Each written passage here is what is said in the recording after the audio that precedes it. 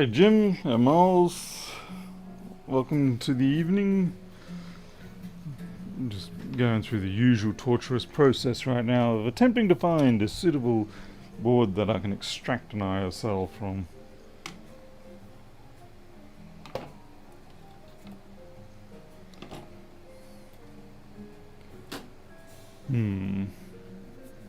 I swore I had one around somewhere from the other night.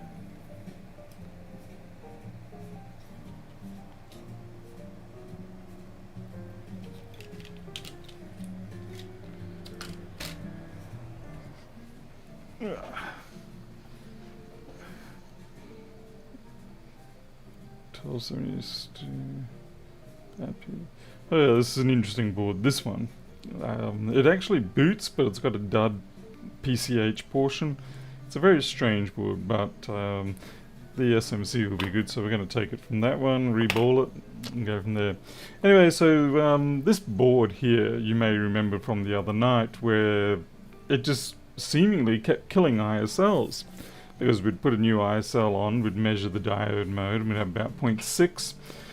We'd power it up and boom, it'd be disconnected every single time. And I have gone along and I have replaced pretty much all the active components on the input side of power. So yeah, there's what have we got? 3 MOSFETs, a couple of diodes. I also checked the caps, and it was just like, this really isn't right. I'm missing something obvious. So anyway, I booted this board, just turned it on, and then I measured the diode mode for that, and lo and behold, it was also open, but it's a working board. So it seems like once the ISL gets power into or something, it causes a state change on those ports, and they go to open rather than actually it being a fault. At least it seems that way. So what we're going to do, I've already put everything back on, and once again it's gone to 0. And so it may come back down to the fact that the SMC was faulty, and my theory on that, or my supporting evidence, is that this board originally came in with liquid damage in the 342 section. So it stands to reason that that liquid damage caused a problem with the SMC originally, and that is why it failed. But unfortunately, because I was paying too much attention to the diode mode values, I got misled. So maybe an interesting case of having too much information is a bad thing. Hey Jason, you see Ed Fixed Tech 3X? What else am I missing? Definitely not seeing Travis around here. Shadowfrost. If you're seeing a black screen, Shadowfrost, then you may need to just reset. Alright, so we've now got to take an SMC off, reball it, and put it on the new one. The RAM chips different. What? Not sure what you mean by that. Let's hopefully this SMC is okay. Hey Catherine. Jason, I haven't had a chance to, or have I? Oh yeah, I've got your, I got that machine that we worked on last night. That's all ready to go.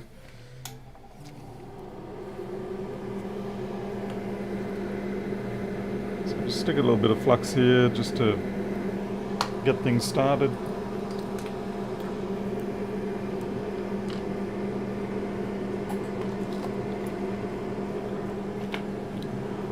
So I'm really hoping this is going to be a dud SMC, because that will vindicate me quite a bit, because Lewis Rossman was on that stream and he was painfully mocking me over the fact that I was going in the wrong direction when I started going for the SMC. So if it ends up being the SMC, then I will feel redeemed. Hey Paulie Lewis, yes, it has been quite some while. You okay, or you just been busy?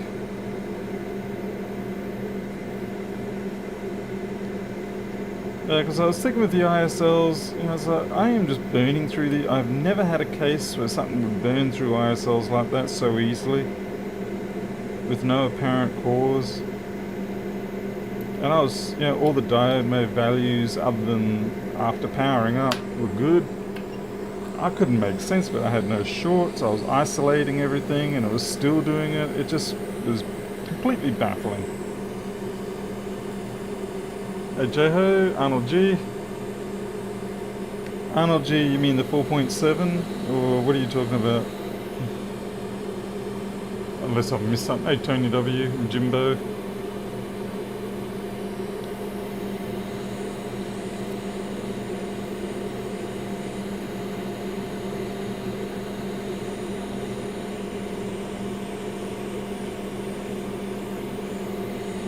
Oh, okay, I see. Normally you go back to work poorly, Lewis. Alright, that makes sense. Time to start working for yourself.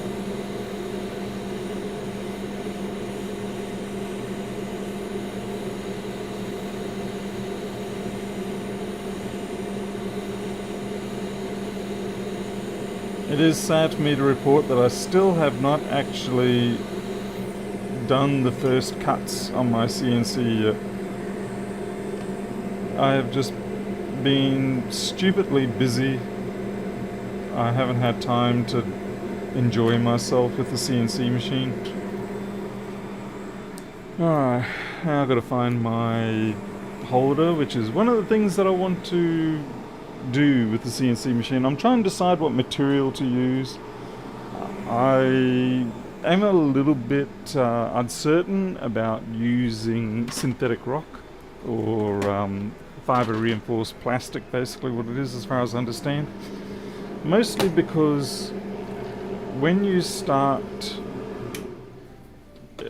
it's probably it's nowhere near as hard as steel or metal, but when you start chipping away at this stuff, those fibers, they've got to be flying around everywhere, and I have a suspicion it could be moderately bad for my health. So I'm thinking I'm going to get some brass. I suspect brass may be the machinable option I can achieve. Will you be getting the laser upgrade? No, probably not. If I'm going to get a laser machine, I will probably get a big one. And then I can revitalize my love of model aircraft once more by cutting out my own kits again. Well, that'll be a flashback to a very long past now. Jim, I suspect that when you machine these things, I suspect it will become more of a, I suppose, carcinogenic, kind of like asbestos.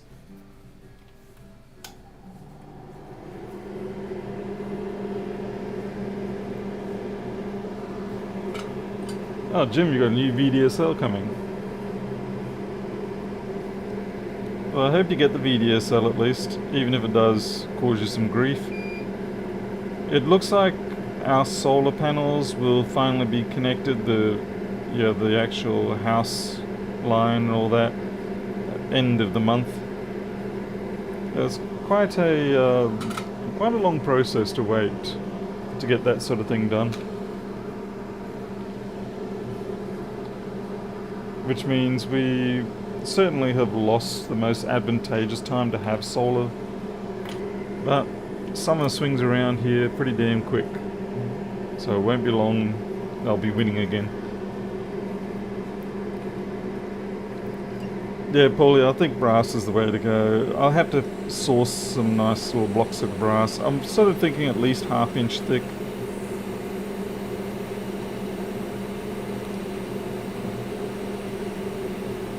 Oh, for flippity flick. Oh, no wonder I'm running at full Mac temperature. That was my bad.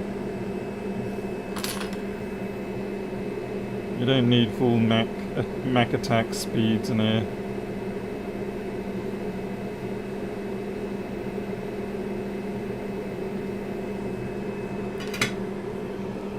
Hey Paul, make your own brass. Well, I kind of do that in 7 Days to Die at the moment, but I don't think I'll be doing it in real life anytime soon. I don't really have a foundry that will do it, and I don't think I'm going to invest in a foundry.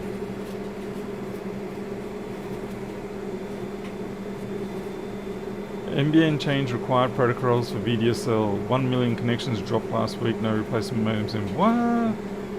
That's crazy. Who the hell did they do that to? Thank God I'm still up and about. If I lost my network, it would not be good.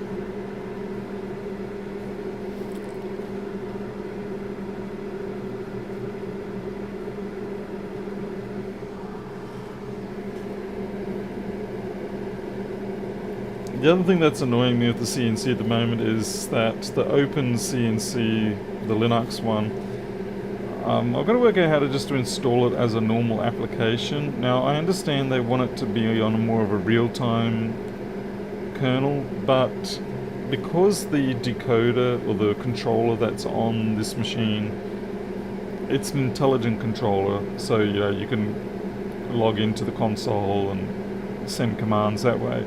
So you don't really need real-time operating system for that one. It's different if it was one of the old parallel port driven ones where you're basically toggling the stepper drivers directly. In that case, you do want a real-time operating system to help. But for this one, you don't really need it. So anyway, I've got to work out how to get OpenCNC running on just Ubuntu normal. And then I've got to go through the whole process of learning the modeling and the conversions and everything else. But that does take time, and it's not something I've got right now.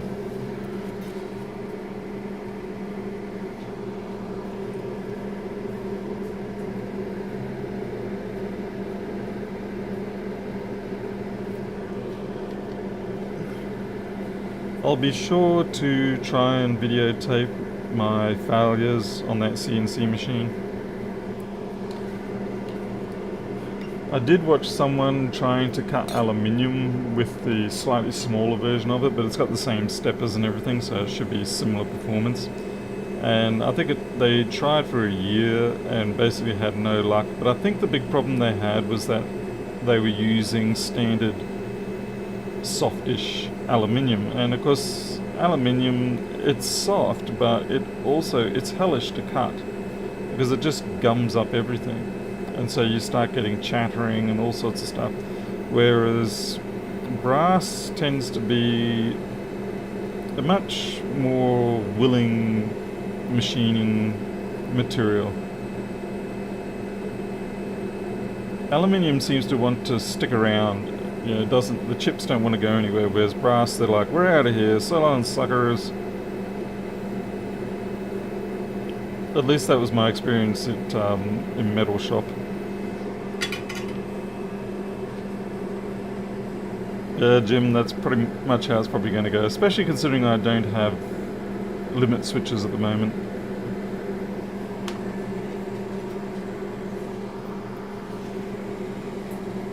Hey, Admin Media, welcome. Jimho, I actually have never really found a source for it, so I don't know. I really don't know what it's truly called. I just know this stuff is synthetic rock. I suspect it probably comes under plastic reinforced fiber reinforced plastic.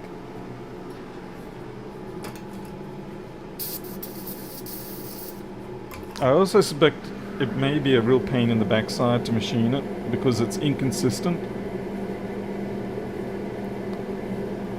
That is, like, you got the fibers here, and when you hit that, the bit will move around differently compared to the rest of it. So I suspect it'll actually be maybe more drama than just brass. We'll try brass first. Actually, we'll probably try balsa wood first. If you route or Dremel aluminium, it fouls a bit. Yeah, it really...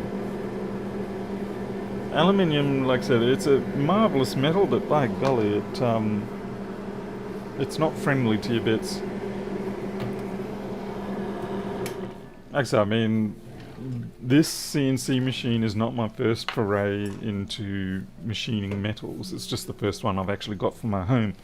I just got to go get some more isopropylene.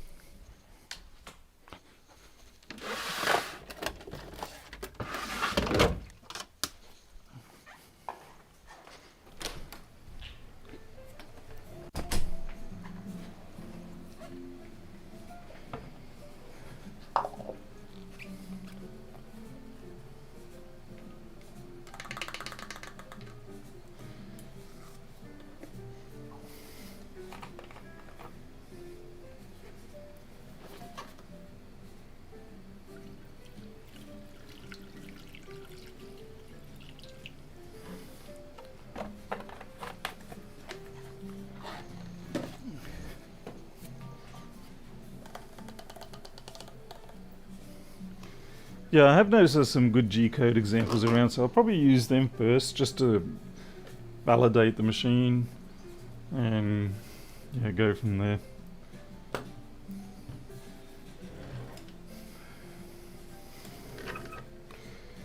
Also looking to get myself a lathe after this, but I really do need a bigger workshop. I can't put a lathe in here, even a small Proxon one or anything like that. It's just not going to fit. And it would make a hell of a lot of mess. I mean, as it is, I'm seriously trying to work out how to limit the amount of crap that's going to go flying around this house. Just sort of thinking I'll put the CNC machine into like a great big plastic tub, but that will be hell on the noise then. You know, the plastic tub will just amplify all the little whines and everything like that. Probably send the cats crazy. A bit like the ultrasonic machine. Okay, I think all my holes are filled. Haken Holson. Okay, we've got that on standby. Jaden.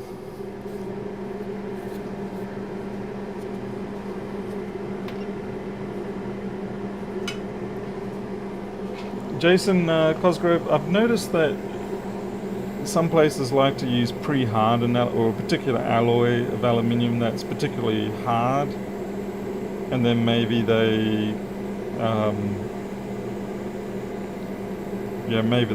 soften it up later. And that sort of helps with sorting it out. So we're just doing 250 on this.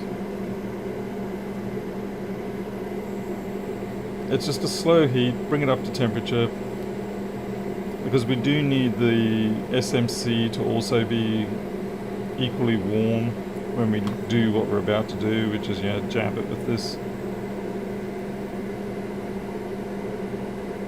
You can see that the gloss is coming off our spheres, so it means we're getting close.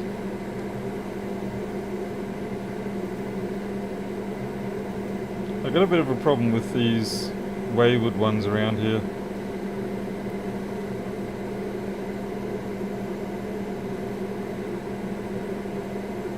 Yeah, let's see if we can do this.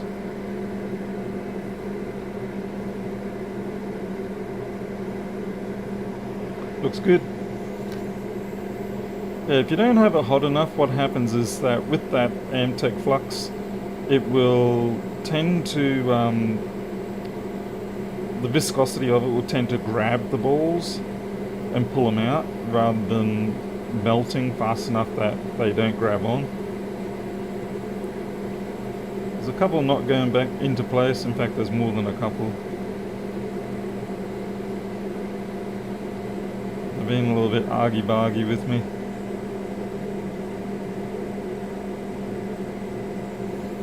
Smush it facing. Yeah, that's a good one. A little argy-bargy one there. Yeah. Yep, they're good. There's another one there. You got a friend next to you. This is probably my fault for not cleaning the stencil properly. Not the stencil, the chip. Alright, let's see how we go. What music track? I'm not sure. It's just some random YouTube cafe jazz thing. The one you sort of just leave on all day.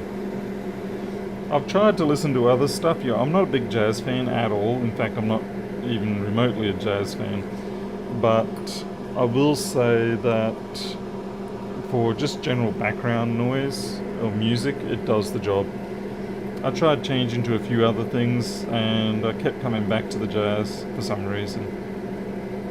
And I guess people say, it's because it's jazz, man. Everybody loves jazz.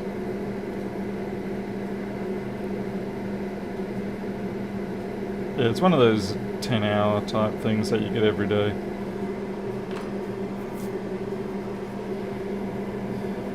Alright, that looks pretty perfect to me.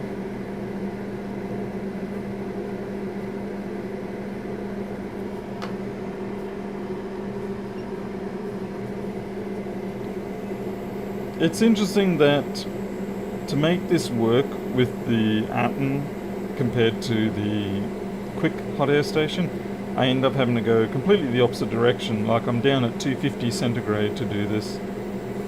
Whereas with the quick, I was up at the other end of the temperature scale. Hey Harold, how's it going? Harold, I got to apologise, I still haven't got around to your stuff. I have just been absolutely inundated with other work, and it's all just sitting in the bag you sent it in, waiting for me to get around to it. I feel bad about that. If there's someone else in Australia you'd rather I send it to who can get to it, then just let me know and I can forward it on.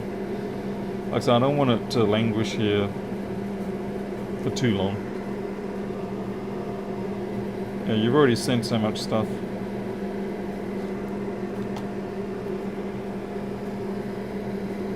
Okay, that is the donor board.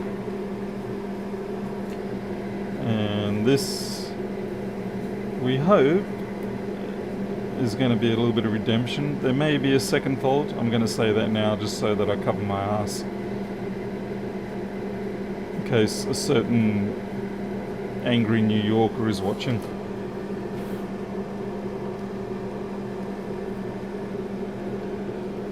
"10-minute take," that's pretty much about the mark with jazz. It can get frustrating to me to listen to jazz as well, because I feel like it's, I don't know, I just feel like it's trying to catch up with itself. It's like you got half the instruments going away at their own tune and another half of the instruments like, "Wait up, I'm almost there, I'm catching up with you guys." I don't know, it's probably not legitimate, but it feels that way.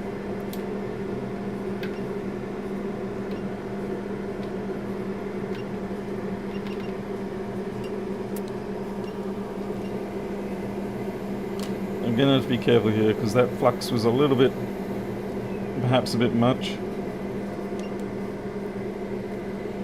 We'll see. If it skids off, we'll have to do it all again. See, normally it shouldn't. I've got too much flux on there. If it had just been the flux on the board and not what I also added onto the chip, it would have been okay, but that was too much flux.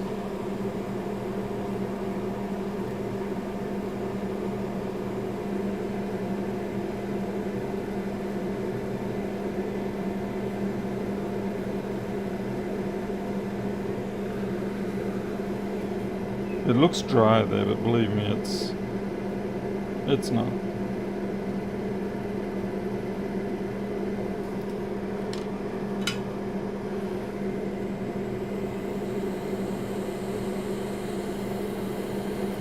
Because there's a whole bunch of flux in between all those SMC balls, and when they get up to temperature, that will all drop out. Like I just tried to do then, but then I realised I've got a thread there. Okay, here we go. And then you should get a fillet of flux all around the chip, in theory. There it goes.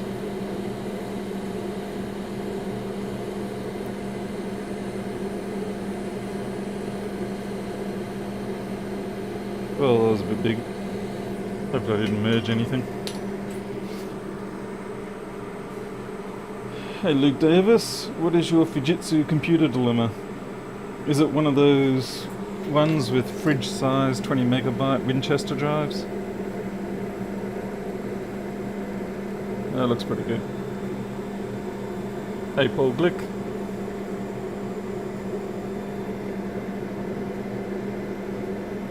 Gotta be careful with Lewis. He could turn on a dime.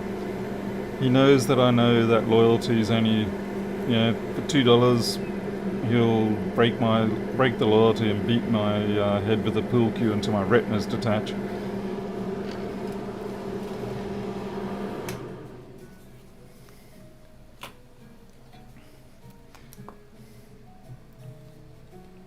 It's a Futurama reference for people who don't know, or think I'm just talking weird. Hello, so computing. Alright, so are we going to get redemption? Am I going to be vindicated? Or is it just... almost I forgot the fuse.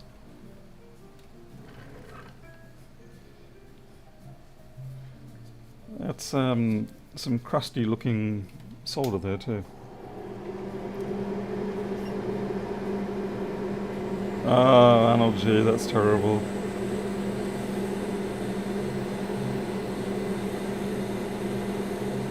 More fun than the pool boiler turning purple because of the indicators they put in to show urine.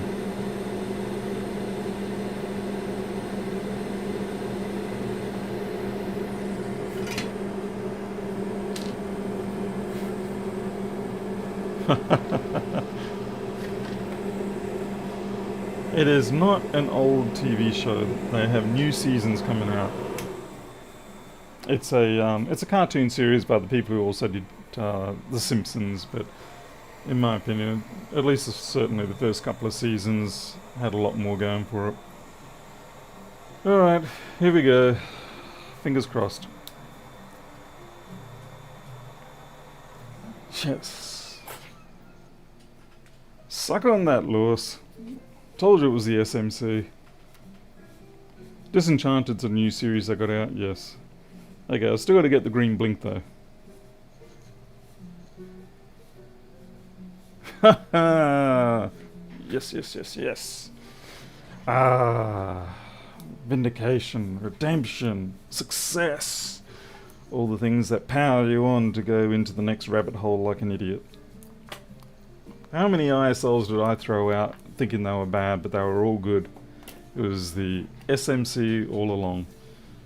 Agreeably, like I said, I should have gone with that because I knew that the 342 section had been damaged and I replaced parts on that. And yeah, the SMC is what I went for. The reason why we ended up with the ISL being replaced is because I was being pedantic and checking the various parameters there, and I went, oh look, you know, the current sense input is 0 open when it should be 0.6. Let's replace it. Replaced it. There we go, 0.6. Power it on. Boom, nothing happens. Oh no, it's open. And yeah, that was a loop that took me a long time to get out of.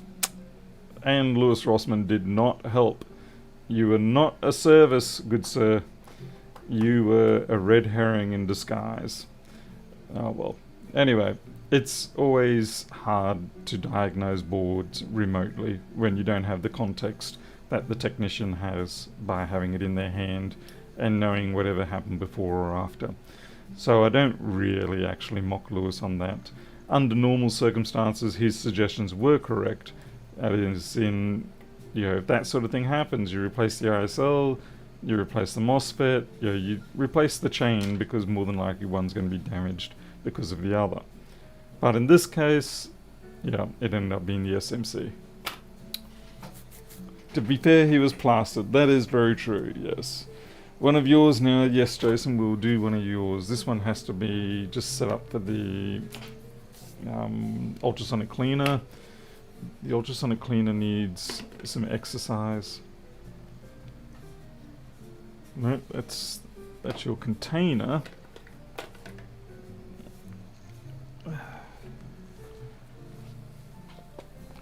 No, the components weren't burning. That was the thing. That was the frustrating bit, is that it wasn't killing them, or it wasn't apparently killing them in a way that was distinctly visible. It was just a silent death. At least it appeared that way. But yeah, I've got ISLs there. This SMC, on the other hand, is faulty.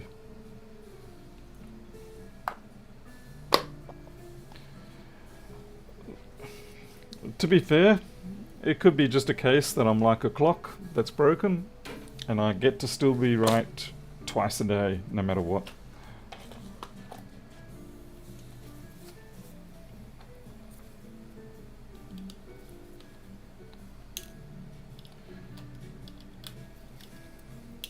I'm just going to take off the heatsink, get it all prepped for the ultrasonic. This thing's long overdue. Looks it's been more than a week since I did this. Lewis has a good heart. Yes, he does. Yes, I will never deny that. And you know, if I talk badly of him, it is only in traditional, well, stereotypical Australian jest. He's one of the few people that I may consider meeting if I have a getaway option on hand and things like that.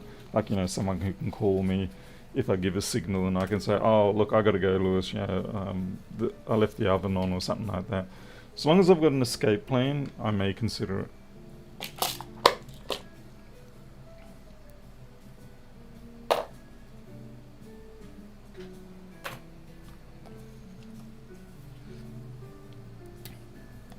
Hey Pedro, yes it is, and it turned out I was correct, it was the SMC.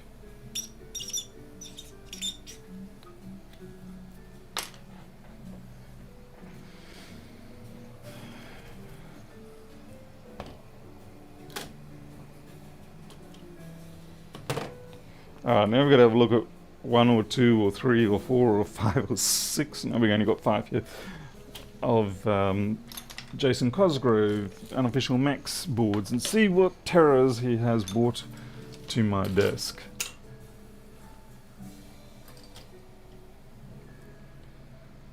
So we were working on number 8. I seem to recall we were. And this one, what was the problem? This one had like a short or something that we couldn't eliminate. I can't remember now. Anyone remember? This is the one that might be a dead CPU. Yeah, because we've got those caps replaced, and there was a bunch of other stuff that replaced, so we'll put that one on the side for now.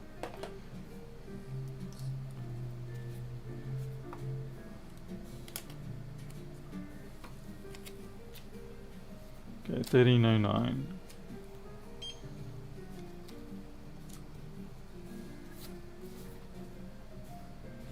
You only want a couple of them working. Let's see, this is another 165. This is a 1. I have to read the sticker under the microscope. 1.68 gigs. So yeah, this is a good one to try and get back to life. Okay, let's see what we've got. Oh, I can already tell that at the very least I'm going to have to replace that. So lots of people like seeing that get replaced.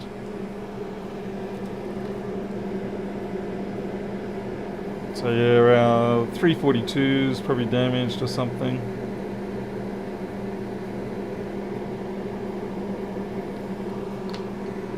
This is another one of those patience jobs. You just gotta wait and wait and wait and wait and let the board soak up the heat.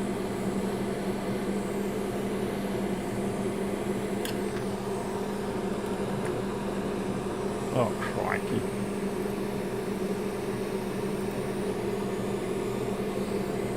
I don't mind doing the 9500s. Now you may wonder why I don't just attack it aggressively, and that's because there's a camera connector there, which you don't want to attack aggressively.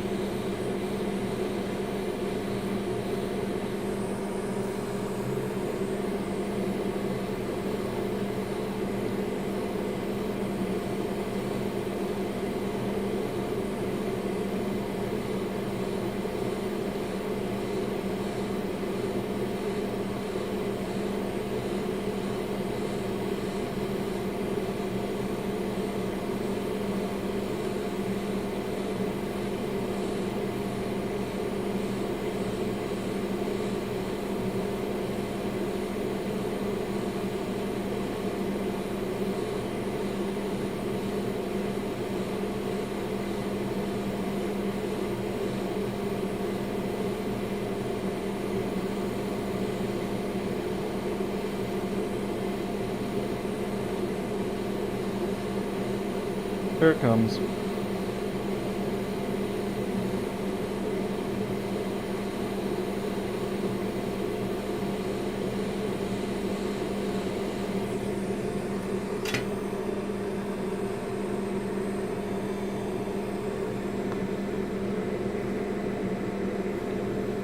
Yeah, so we can see the...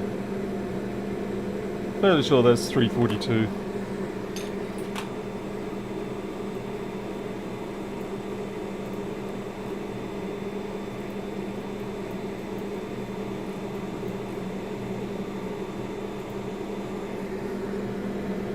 Yep, that's it. That's 342.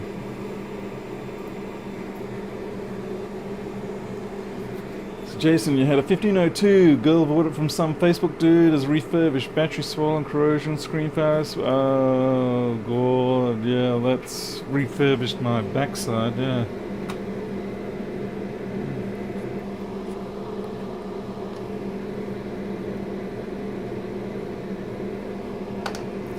It's unfortunate when people get snared out like that by unscrupulous vendors, well, eBayers.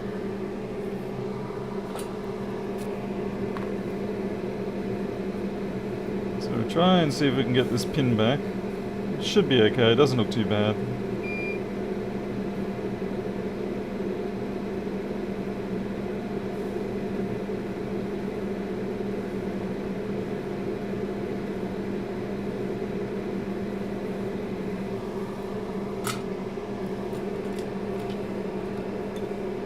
I don't know, Pedro. They're in Australia, you're in Australia. It seems kind of coincidental to me in the meaning of you're guilty.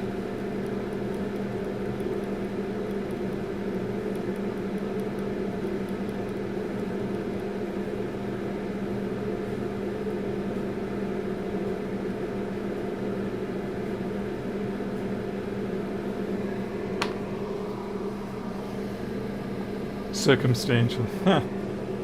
Well, according to the solid evidence of hearsay and conjecture, I hereby find you guilty.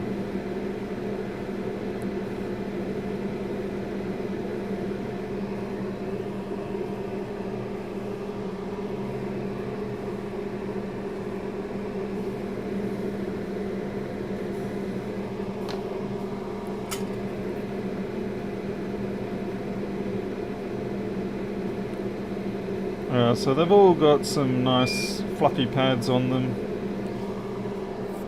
So, soldering iron on the loose. At least it wasn't fire in the hole.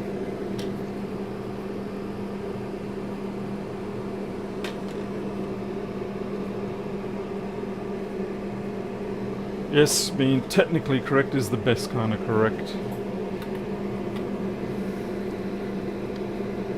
So this looks like a very pretty suitable replacement. Now if you do want to protect them from burning up, you can also just keep them fluxed up at the top there.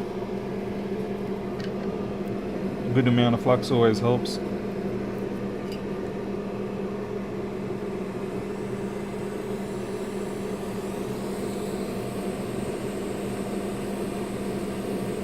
I could take it by heating it up from the other side. I don't know, I'm just not a fan of it doing that way too much.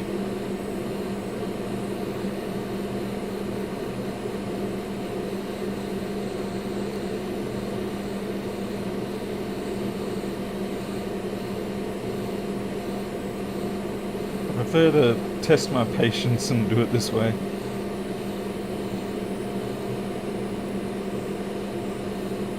At least I don't have to care about that camera connector. Although part of my brain is saying, make sure you don't melt the camera connector because you never know when you might need that one. It could be your last donor board and you've used up all your other camera connectors. It's like, yeah, how often does that happen? I've got, what, 60 donor boards? I don't think I'll be using all the camera connectors up that quickly. And if I do, then we've got some serious issues. No, you touched the damn thing. Hey, Gavin Brown, doing good, thanks. How's yourself? Hey, Warren Stamps is here. Hello, Warren. Good to see you. We're just butchering things. Pay no attention to me.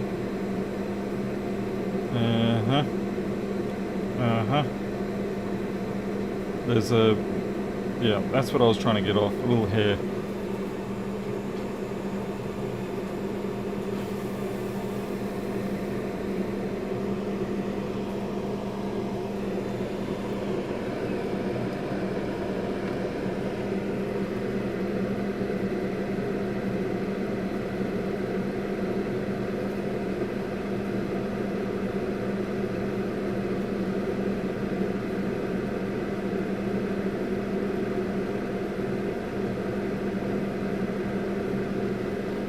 If you're wondering, I am using 470 temperature and 90% air.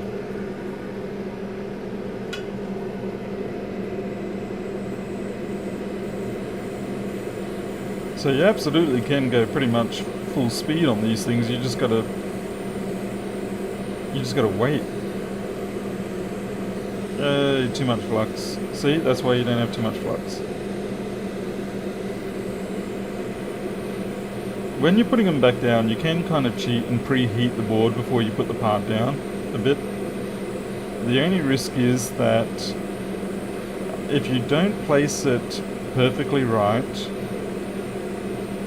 at that time, you will get instantaneous sort of contact soldering going on, and you can end up with your part in a very awkward spot, and it may not, maybe more trouble to swing it back from that.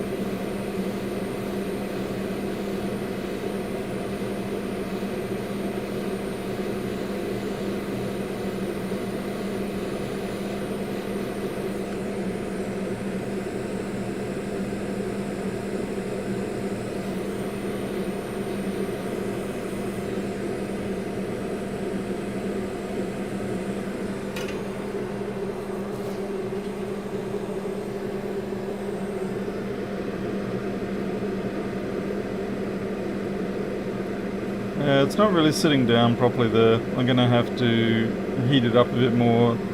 See, the trouble is if you touch that black plastic while it's hot, it will tend to indent it. You can see where I just touched the tweezer tip there. It's not super critical, but you don't want to do it if you can avoid it. Fortunately, because it's all hot now, it shouldn't take too long. And I can attack it from this side a bit more. I'm going to use the back of this and try and just touch the brass of it.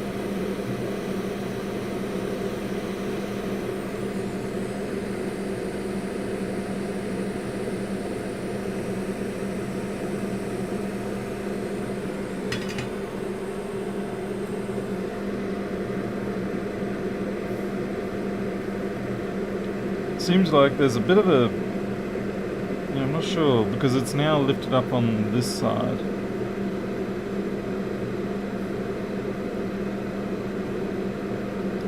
And to be honest, it's better off if these pins are all connecting properly than it is for these, in the sense that I can go along and fillet fill from this side fairly easy, but it's an absolute pain in the backside to try and fillet fill these ones on the back.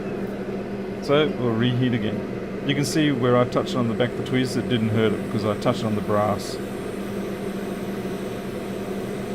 Now, suspecting this will naturally pull itself back down onto the other side because I had to force it before.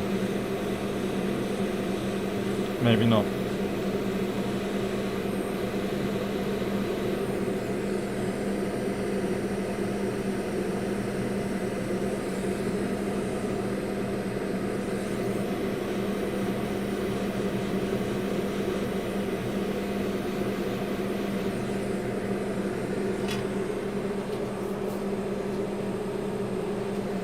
Yeah, it could be a tiny piece of junk under it.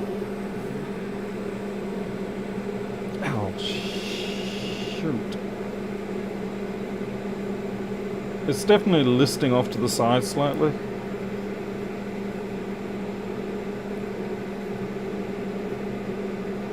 Ever so slightly. I mean, you really wouldn't... No, it's good enough. And I don't mean to say that just because I know Jason, but it is actually good enough. Have you seen how some of those tiny diodes sit? Okay, maybe it's not good enough. Nah. Mr. Pedantic just kicked in. We're going to lift this off and find out what's holding it down like that. There's clearly some sort of obstruction going on. Because that should sit dead flat.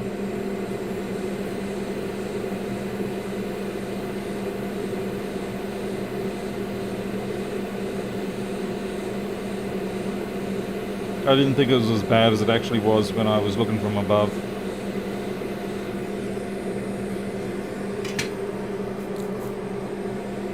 I had nightclub syndrome.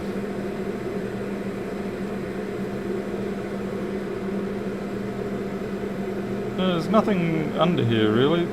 Okay, there's that tiny hair, but even that shouldn't have done it.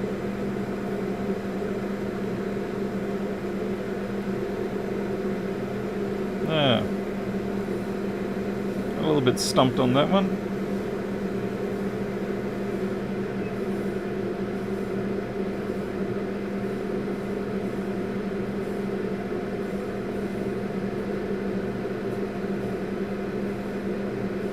It sits flat, like when I put it on the board, it's sitting flat. What I might do is take the wick away from, take a bit of solder away from these. They may be too bulged, and it's sort of forcing it to lift it up.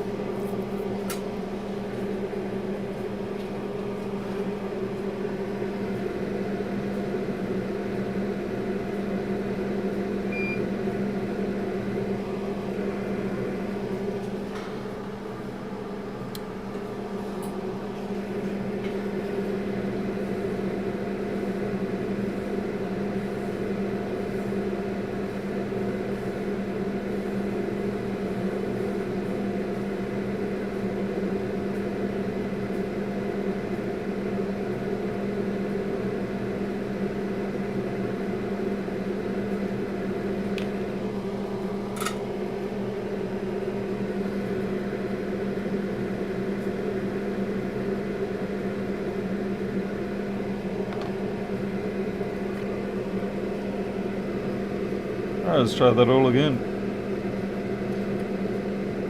Hopefully there's enough residual warmth in the board that this won't take too long.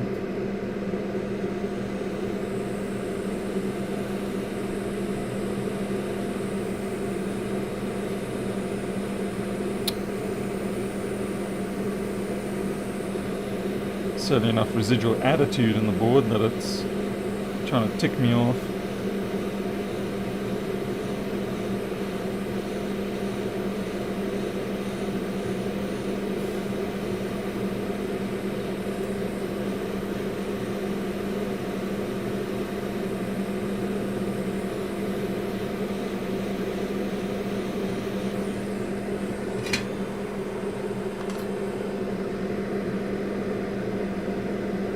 Yeah, that's definitely looking better.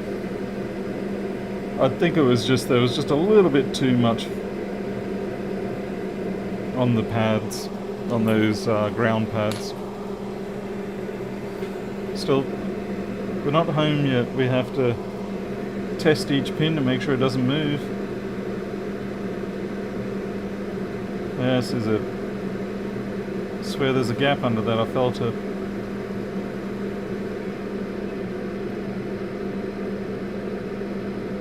They're not moving, but I will go over them with some solder.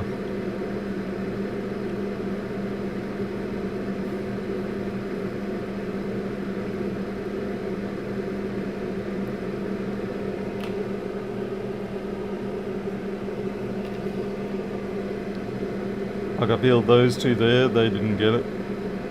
The reason why you can tell is because of the behavior of the solder dome. Well, the solder mound. See how those, they've got distinct like mounds? Yeah, that's moving. Whereas these ones, you can tell that the solder's pulled away in towards the pin. That's also a floater. These ones thankfully are good. So we've got a couple of floaters here and on the other side. Hey Godfrey.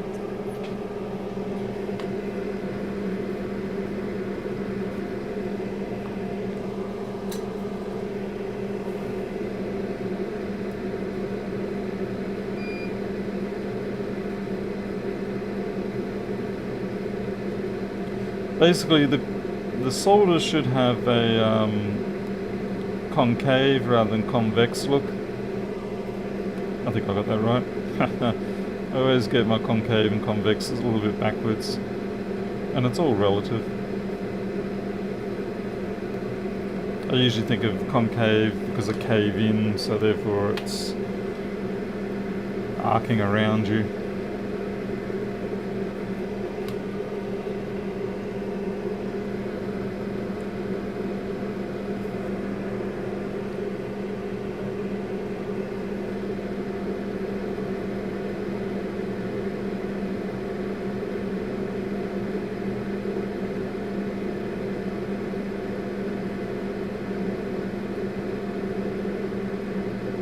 It's okay, I know they look a bit crap right now, but I just ran out of flux.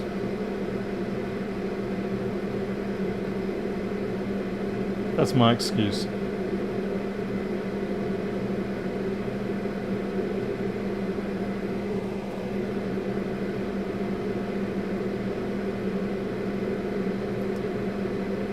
Looks like we're going to need some assistant hot air.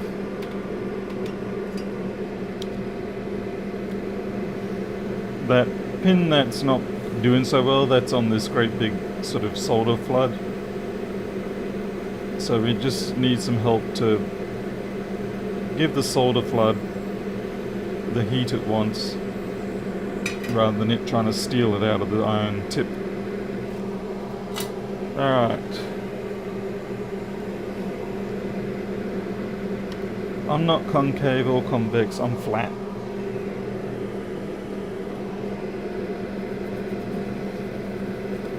I haven't yet achieved true level. And I may never achieve true level.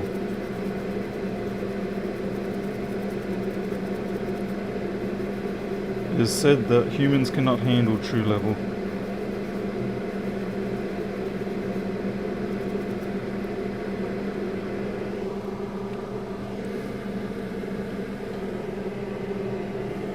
Flat earther, how dare you, John, how dare you.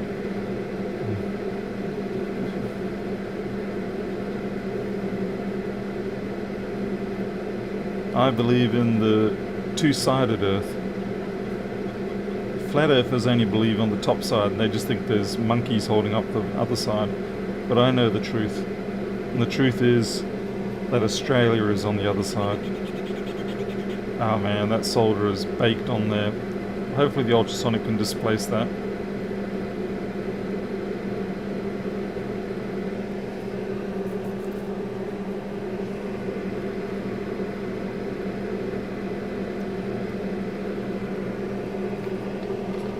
Right, well that was the connector. Now I've got to worry about the rest of the job. I'm kind of hoping... Alright, so let's see, what is that? That's... keyboard backlight connector needs replacing.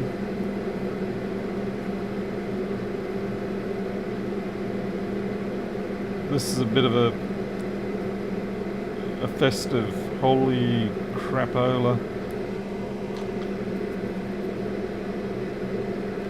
There's a piece of solder.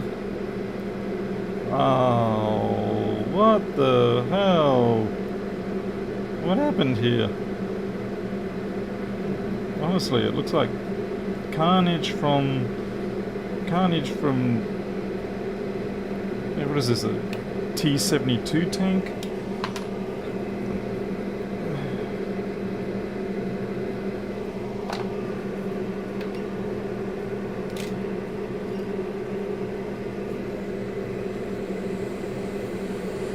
I think what this is, maybe Jason's tech, I don't know. Was he not using a microscope, I guess? Couldn't see what they were doing. The iron was either cold or ran out of flux.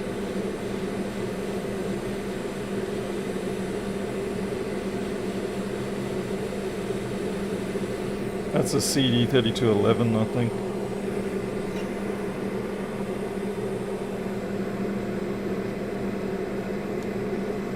You know what?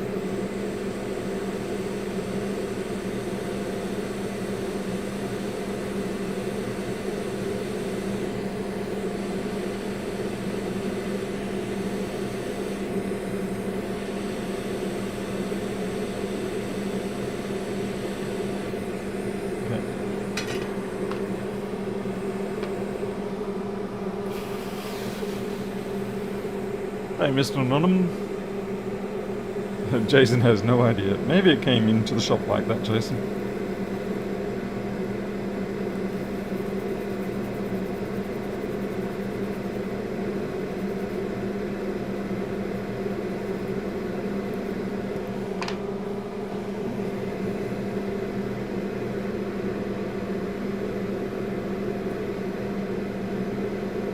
Okay, so what are we dealing with here?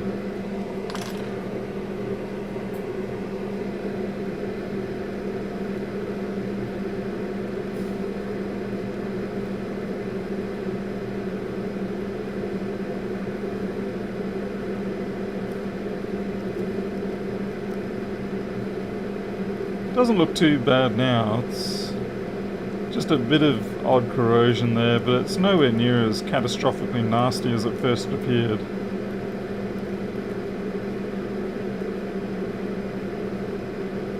Well, there doesn't appear to be a break there either, so that's good.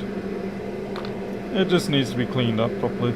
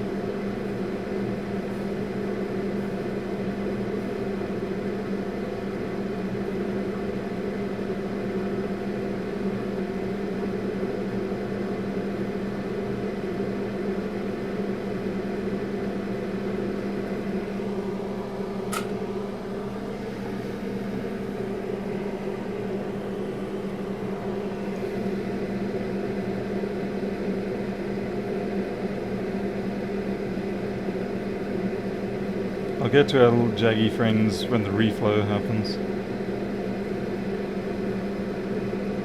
They're just fine, sitting there, being little trees.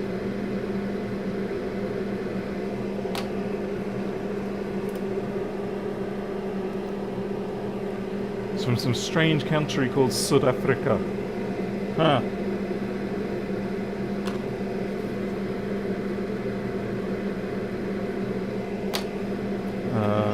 Dear South Africa, I do miss living there, but for reasons that probably don't apply anymore.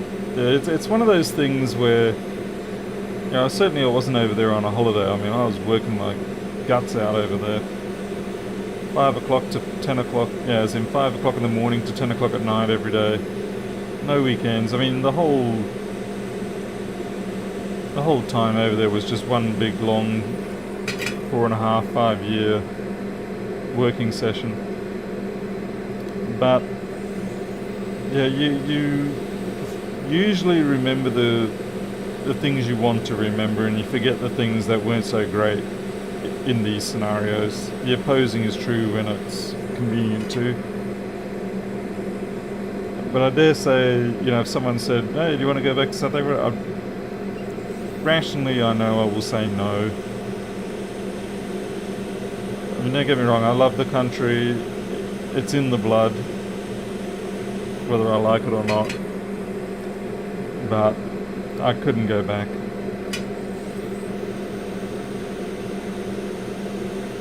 Because it won't be what I remember anymore.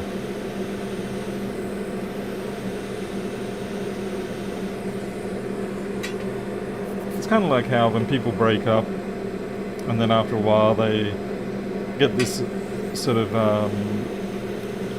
incorrect perception or memory of how their relationship was. And they go, why did we break up in the first place? And yeah, we should get back together. And then they quickly remember why they broke up. Not always true. There are times where sometimes with relationships it's just a case of yeah, that's a shonky job there, but I know. Sometimes it's a case of two people that can be together need to just sort out a few things before they can settle down together. Every relationship's different.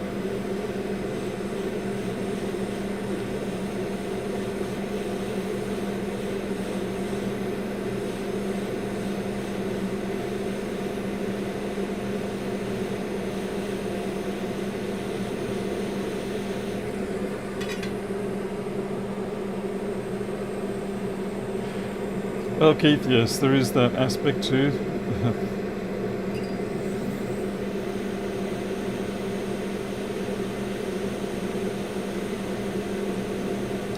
The other thing is, yeah, what's fun in your 20s is not always fun in your 40s, 50s.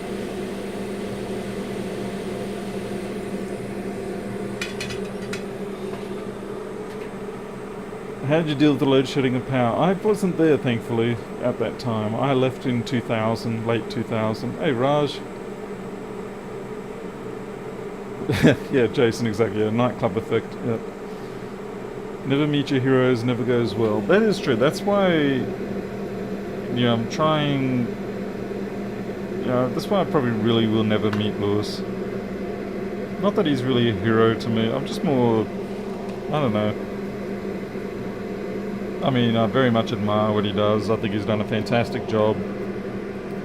Even though it's very frustrating what he's done for people who were sort of already in the industry a bit. And now I've got all these gold diggers running around.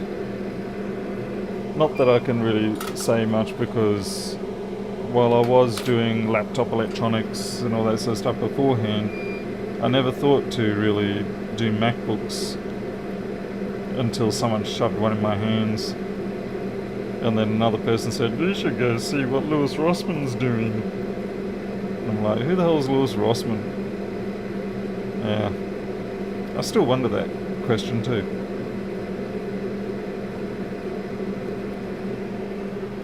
Hey, Denamras. Join us next week for some marriage counselling. That's a... You got as much chance of getting good marriage counselling out of me as the marriage counselling given out by Viva La Dirt, Rowan.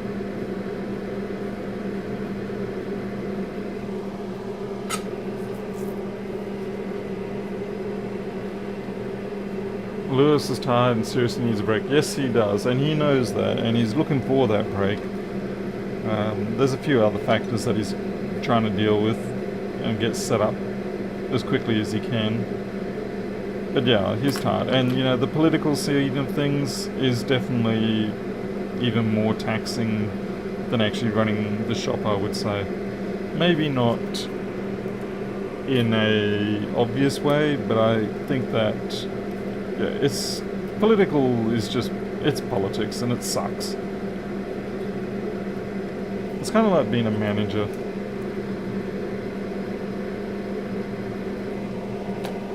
You get a lot less friends up there.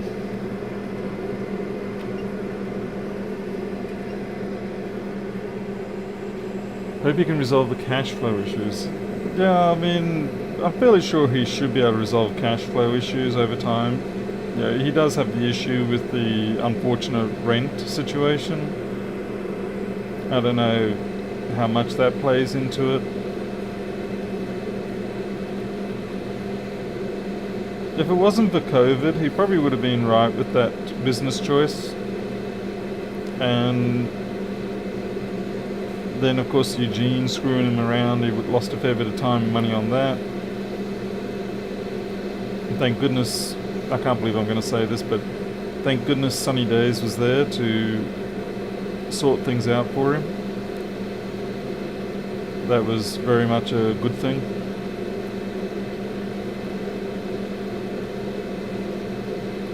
Oh, for goodness sake, come on.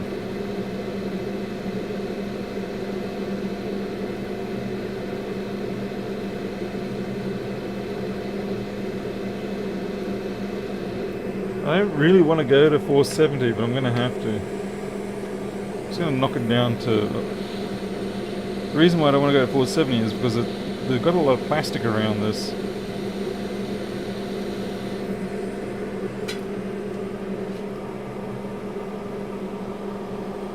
Oh no, look, yeah, when I'm mocking Sonny, I'm not seriously mocking. I barely know the guy.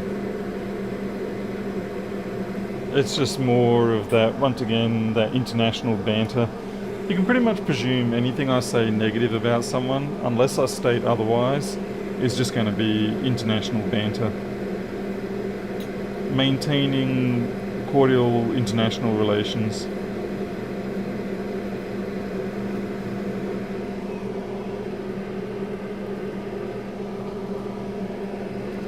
Well, there's a fair bit of blood under that one, so yeah, not that it probably would have affected the machine much, because this is the SD controller thing for the card slot reader.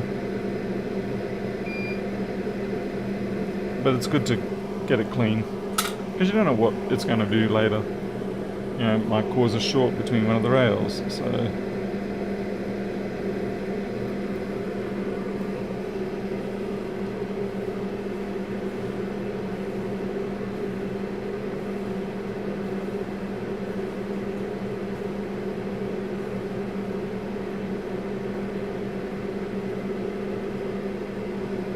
Yeah, Travis, that's pretty much how it is, yeah. If I'm quiet about someone, then that's probably an indication that I really don't like them. Or if I make some sort of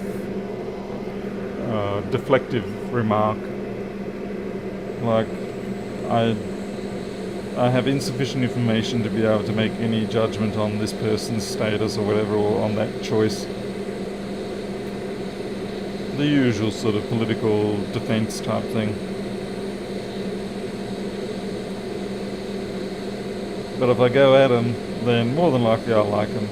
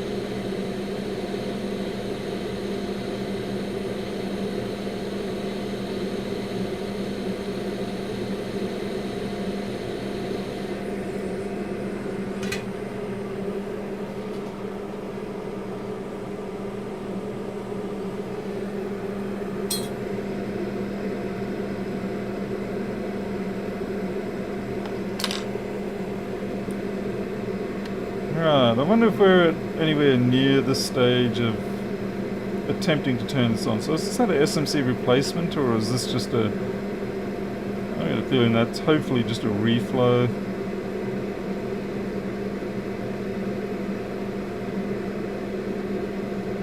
I guess at this point I am thinking, okay, what are the most crucial things that we need to have cleaned up? And I think we're good. We'll connect power and see how we go.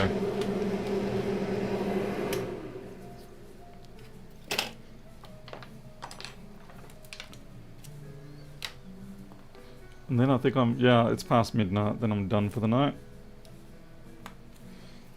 I am trying to be a more responsible human being. Ha ha ha.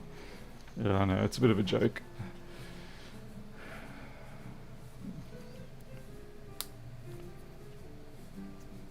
Alright, 4 milliamps. We've got some serious... Even that green one's suffering, so we've got something serious going on here. So do we have 342? No. Let's say the SMC's cactus. That's my guess. The SMC's cactus on that one.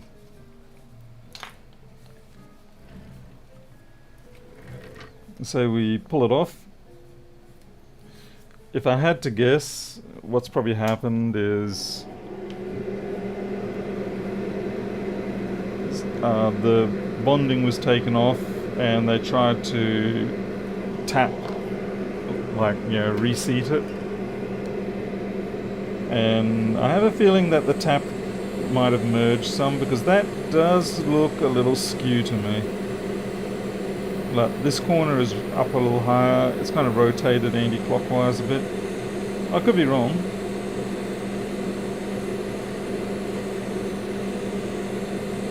But with 342 being down, I'm going to guess that the SMC is pulling it down. I'll be happy if I'm wrong, and I'll just re-ball this anyway.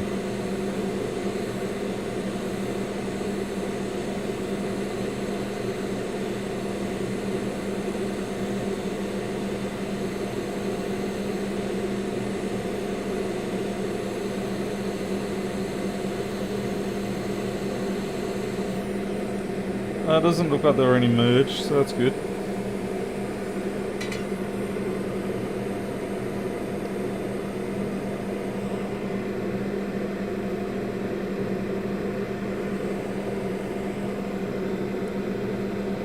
Let's see what happens to 342 now.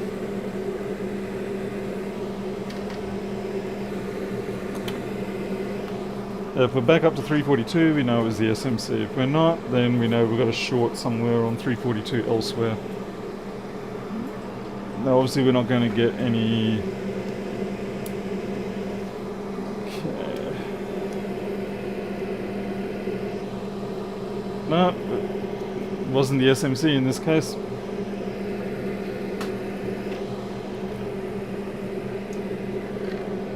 Okay. So we've got 2.72. Well, the ISL's the next victim. We'll take that off.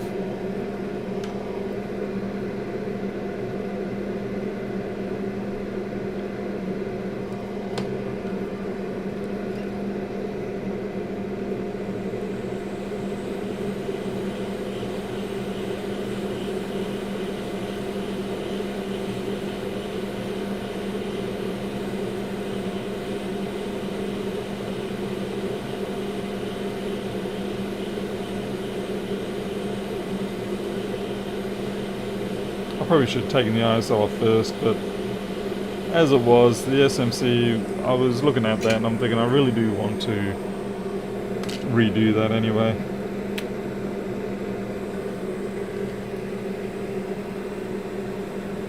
Yes, I'm sorry, but we know it's number 10. You should get flame-proof or heat-proof stickers.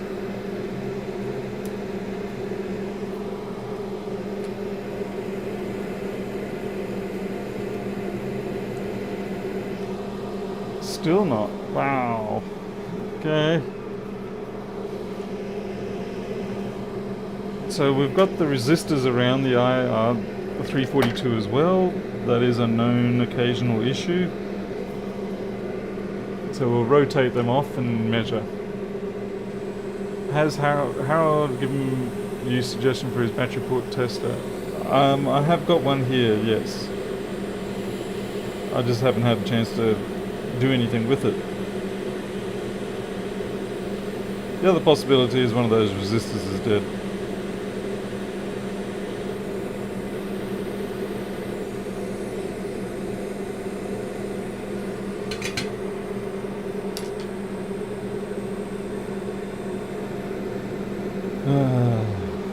Let's see, resistance mode. We'll quickly check these two, so we should have about 4.7 or less. Okay, 4.8, that's good. 10, 10's good, so they're fine. It would help if I get gunk off my tips. 348, that should be, that's looking good. 200, bang on. This one's actually turning into be interesting.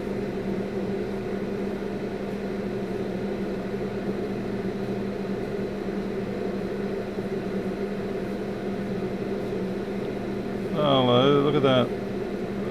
I don't know if you can see it, but it looks like that's drifted off. But it could have been because of the hot airing I was doing.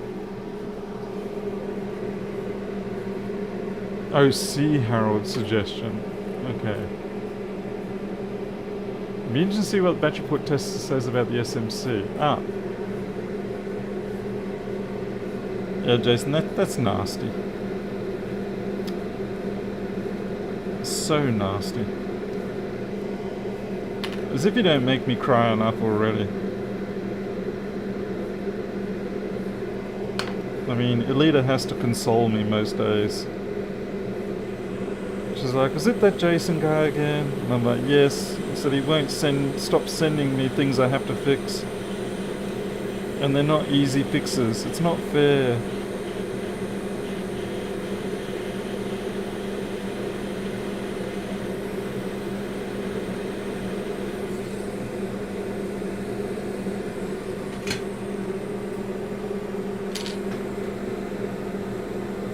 Well, at least they're connected now. Or at least appear to be.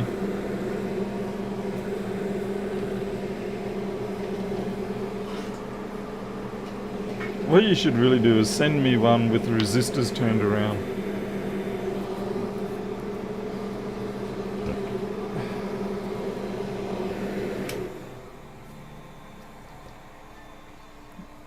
Tell you what, I'm going to be happy just to get 342 at this point.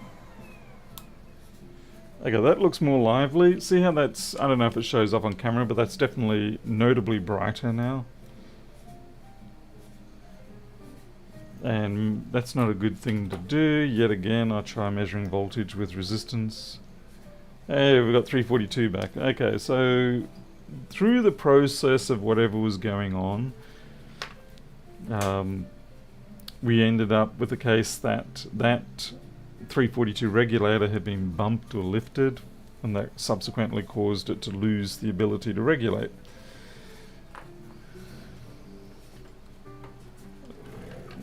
Tell you what, if you can actually put the CPU upside down without me noticing that it's been moved, then I deserve to be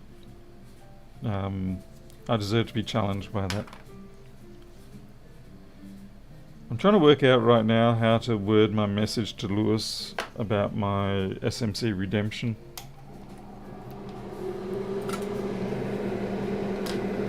Because he's a busy man, there's no denying. Yeah, even when he's doing nothing, he's very busy in the head.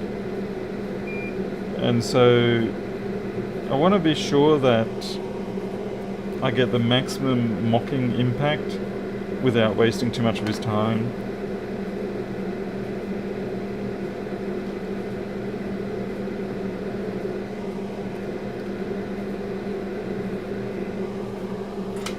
Because if there's one thing I do respect, it's other people's time.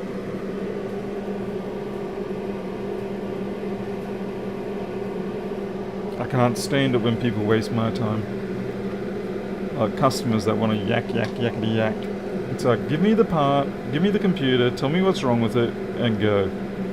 And when I'm done, I will tell you how much you have to pay and when you can collect it.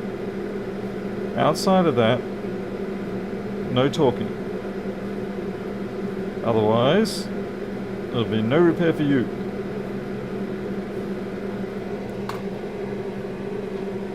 Keith, you can, yeah, it's just general jazz. It's my nice little 2015 iMac doing its job. It was a pretty good score. I picked it up for $200. It just had what was wrong with it? Oh, it just had a bad hard drive, that was it. And the nice thing is it's a 21-inch iMac, so it takes the 2.5-inch SSDs directly. So I put a 500 gig Western Digital Blue in there and it's fine.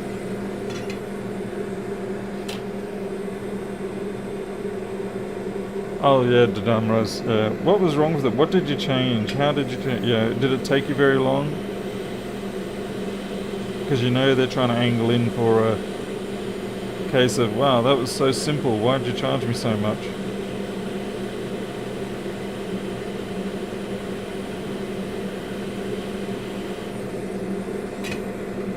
I think the worst people though are that ask that are people who I feel should know better, like mechanics or electricians, or people who know the difficulty of diagnosing things,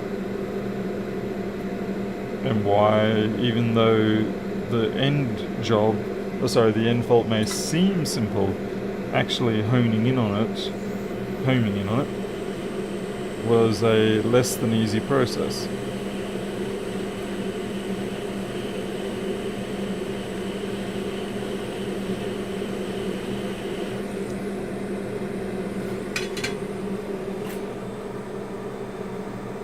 Well, Miles, I'm sure you've got attributes that are better than mine, so fair's fair. You can't be a winner on everything.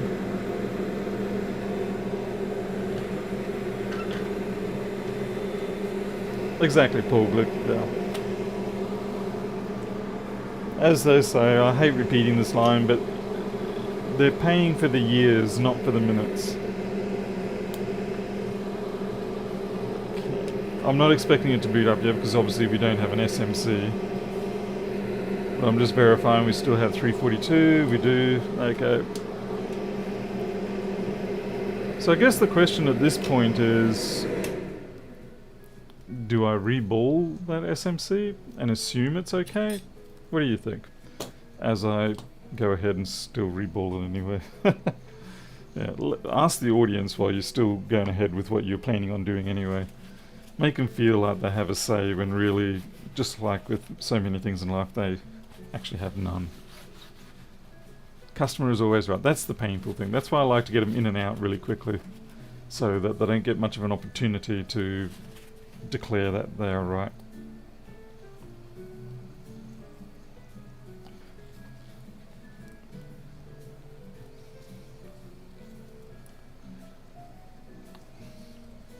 Hey, did I see... Nope, I didn't. Hey, Greg.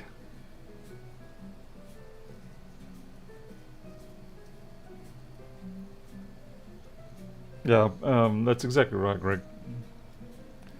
If they can tell you specifically what it is, not just, oh, I think it's going to be a shorted cap. It's like, yeah, that's great. Maybe it is going to be a shorted cap, but which cap? And has it caused any secondary issues?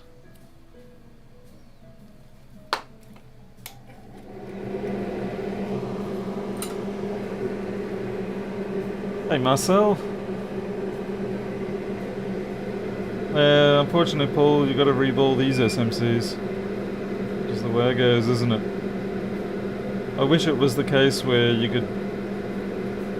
Yeah, if it was, say... Okay, I can't use this SMC. This MC is damaged. Straight away. It may not be faulty yet, but it will become faulty. You can see there's like this sort of golden sheen around a couple of the... I don't know if there's enough light here. But yeah, there's a golden sheen developing around the traces in here, and that's because it's delaminated, either through liquid getting in or heat or something. And while, like I said, it may still work, it's going to fail. So that one goes straight into the bin.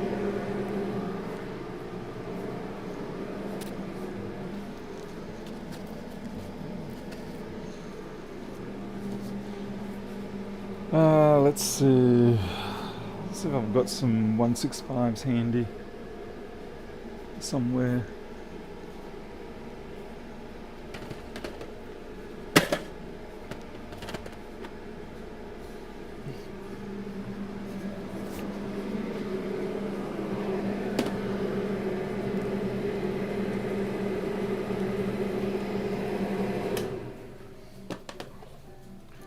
I don't know why I'm keeping these fake CD3215s. A1502, 840, 840.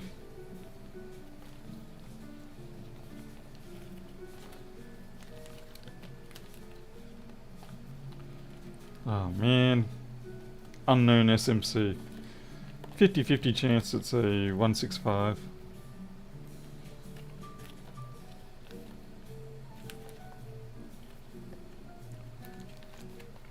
some reason I seem to have a whole bunch of 840 SMCs. RAM chips. 165 possible bad battery section.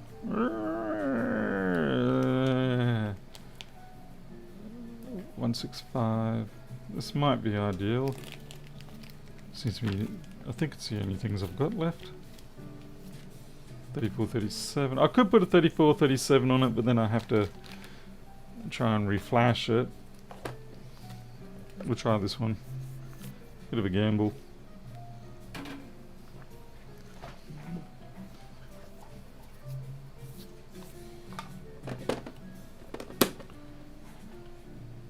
And again, I don't know if that... No. Go find... No, sorry.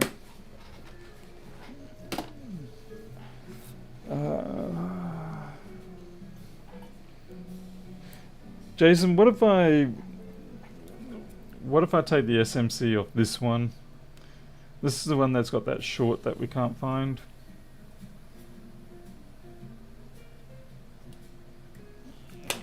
I was going to say, I don't like taking them off damaged boards, but then again, every single donor that you've ever used is a damaged board.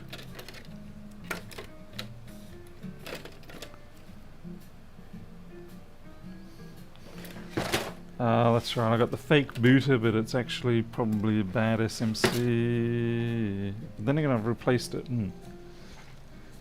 Yes, do it? Alright. Okay. Word from the commander-in-chief or whatever.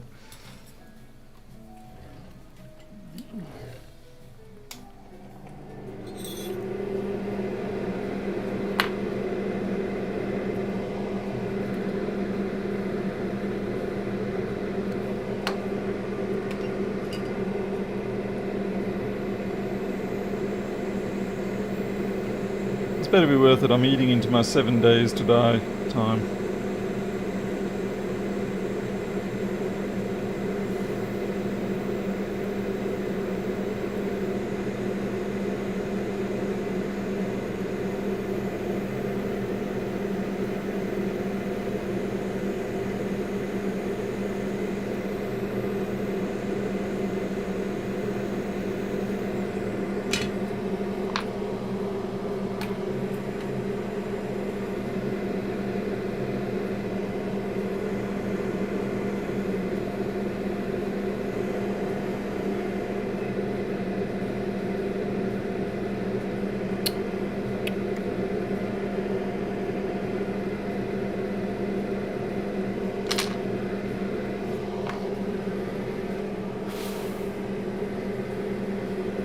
Yeah, Miles, that's kind of why I was a little bit hesitant, because I'm thinking, you know what, this is just going to be one of those cases where it turns out the SMC was the short.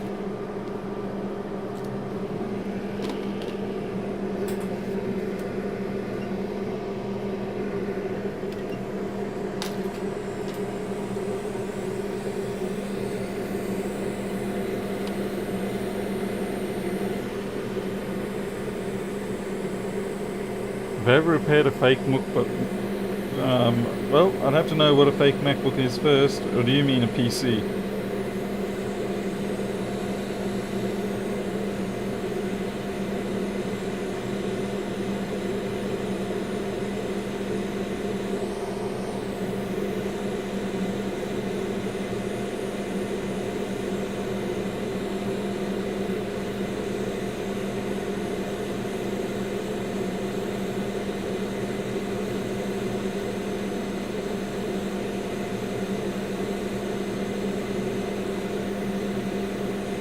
I'm even reluctant to come off.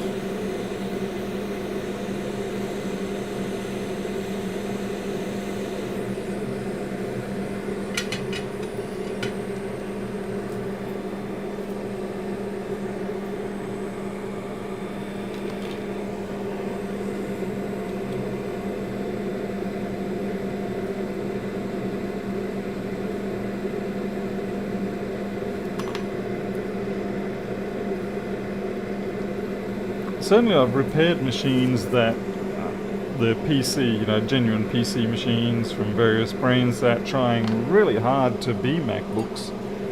Like, look at us, we've got metal cases and we've got torque screws on the bottom and all that sort of stuff. But as soon as you open them up, they're just like any old cheap tablet inside. And it's just, they try to copy the outward appearance and they do a reasonable good job of that. But like even in the Lenovo's that I've been working on, the Carbon X1s and things like that, they just feel so cheap inside. And it's a disappointment.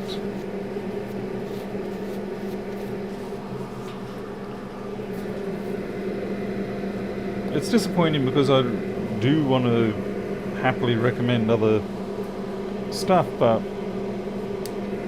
when things like X1 Carbon laptops are still looking like they're made out of the same factory that a $50 tablet is, it's a bit depressing. Yeah, maybe there are some genuinely good ones out there,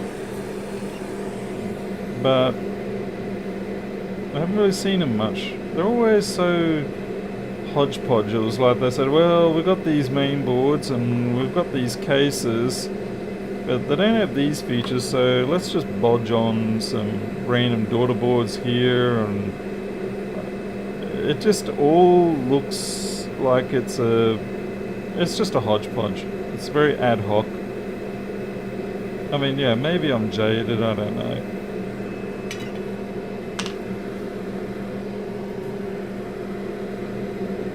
And like I said, I've always been a big PC laptop repair person.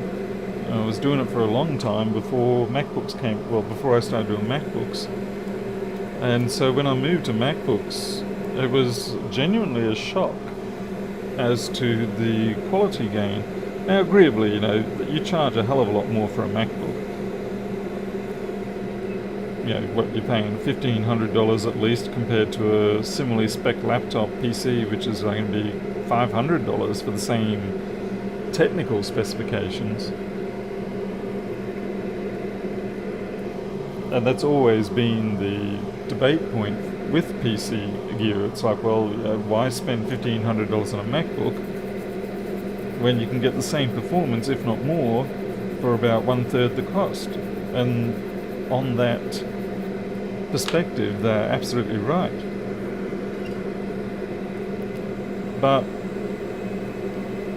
that's not really, I mean, after all, we know that is not what Apple is aiming for in terms of its marketing. They don't care that you end up paying 3 times as much for the same performance specification as a PC. They don't care. You're not their market, and they sure as hell don't need more market.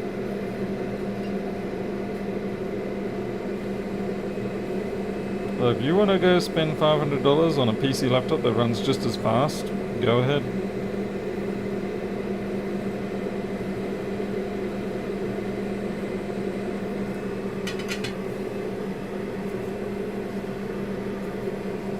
Design your own PC? Yeah. I'll be broke before I even get the first schematic done.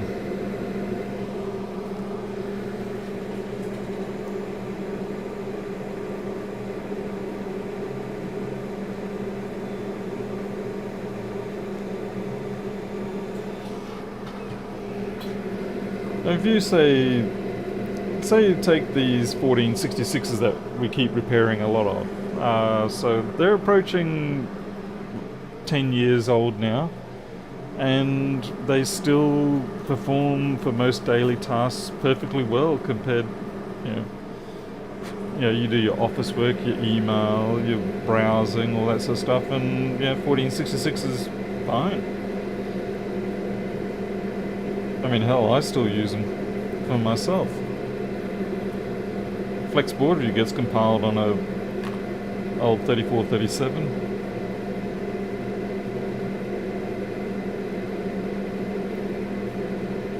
I guess in the end, not everything is about outright performance, and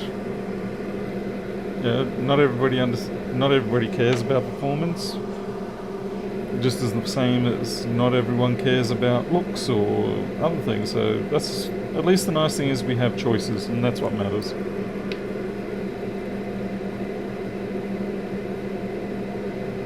But certainly in terms of parts, circuit boards and things like that, PCs, you can definitely see that they are made down to a price. Definitely down to a price, not up to a quality. If it suits your needs, exactly, yeah.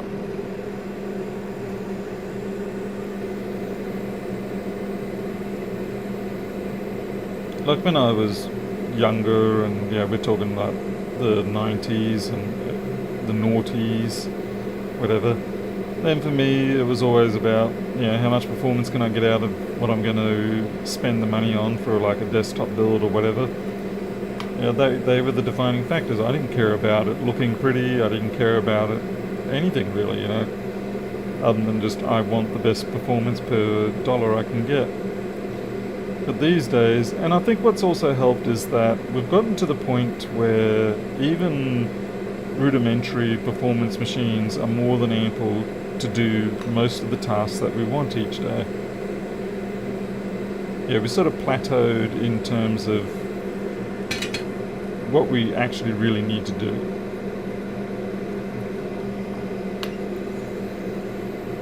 There's always, oh yeah, I saw you, nice try there buddy, nice try, sneaky.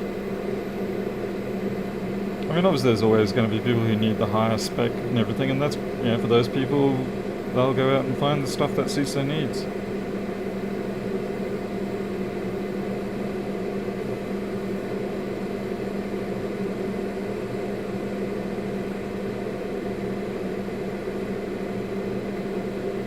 It's kind of like, why do people bother with a Louis Vuitton handbag when they can just have a paper bag? Why bother with a fancy car when just a generic Opel or something will do?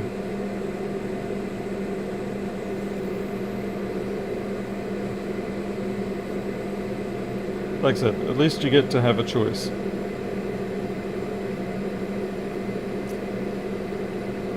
Okay, that, I don't know which one's not right there, but I'm going to go for that one. I think there's a hair under there. Now this is running at 250 centigrade, so it's all very low. WYSIWYG programming. Yes, I gotta admit, I still do like WordPerfect 5.1 compared to a lot of WYSIWYG solutions.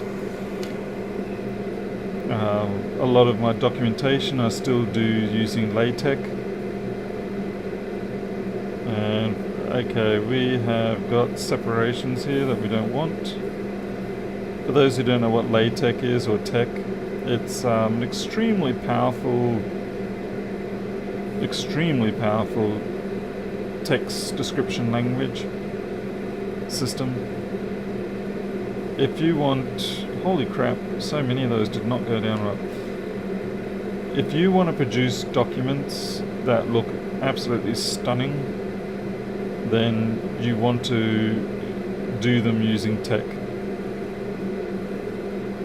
Okay, a lot of these did not bond.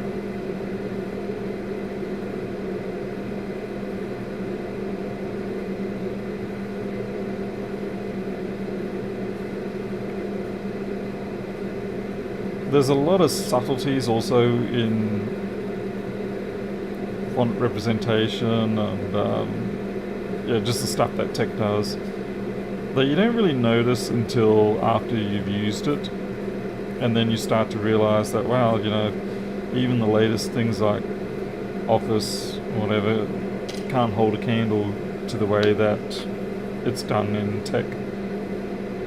By the way, that's spelled T-E-X as in text, but we pronounce it tech.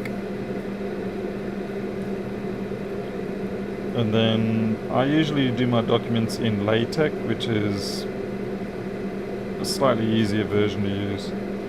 And if you're really lazy, you can use a program called Lyx, L-Y-X. Anyway, getting back to original thing that drove me there is that it's not really a WYSIWYG system. It is more of a, you just write what you want. It's more of a kind of like HTML writing. I guess HTML is a primitive form of it. Anyway, you write what you want in terms of text, and you describe it in terms of, okay, this is a paragraph, this is a heading, or whatever. But you don't really see it on the screen until you render it. But it's very powerful, produces beautiful documents.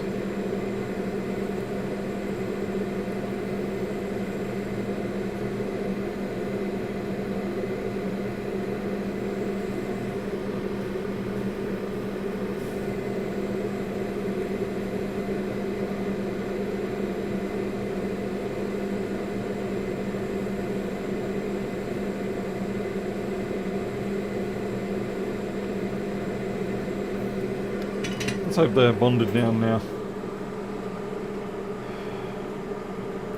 Program your letter or book. I use Memoir usually as book. Yeah. Yeah, the Memoir package is the one I use the most.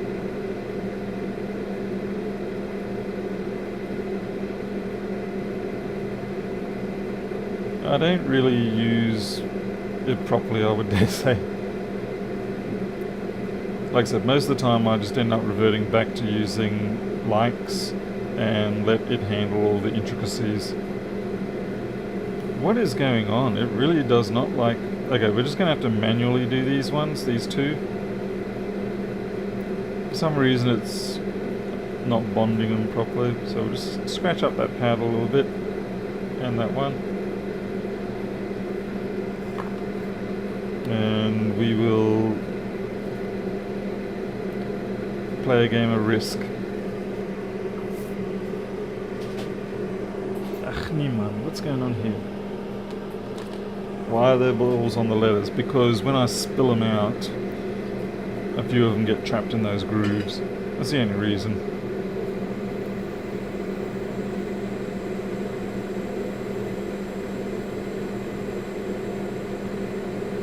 Oh yeah, you tried to run. I saw you. You tried. I want that ball. Guess I'm not going to get it. I'll have to harvest it from a groove. There we go. That's a nice little gutter ball. Let's hope it doesn't create a 7-2 split on me, eh?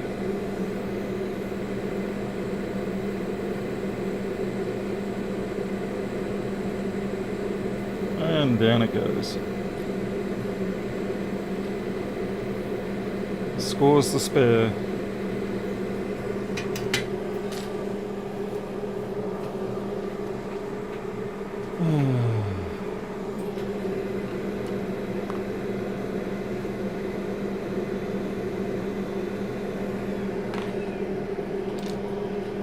I am now half an hour overdue. This is all going to go on Jason's tab.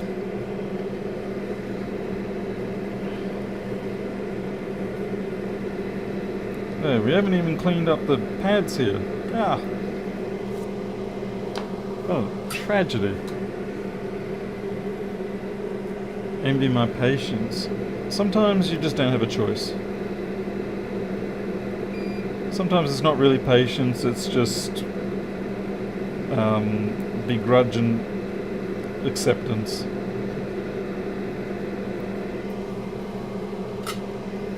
I can be a very impatient person. Once I sort of get my mind onto something, like most people, I certainly am very impatient. It's like, out of my way, I'm doing what I want to do, I've decided now it's going to happen.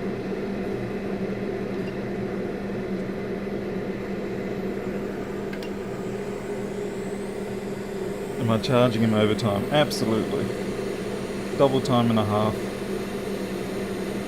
I should have done this on Easter weekend and then I can get 2.5 time.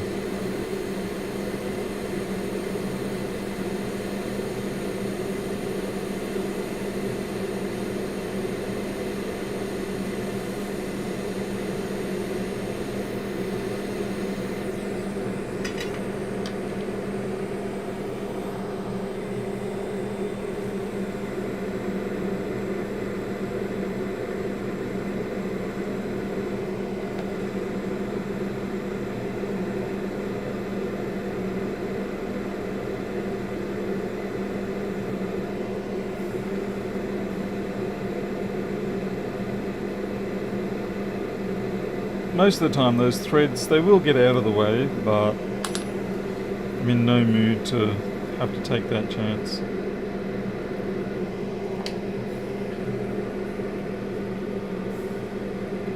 No siree, I'm not doing more flux. That's ample flux. Any more and it's just going to sail away like the Orinoco flow.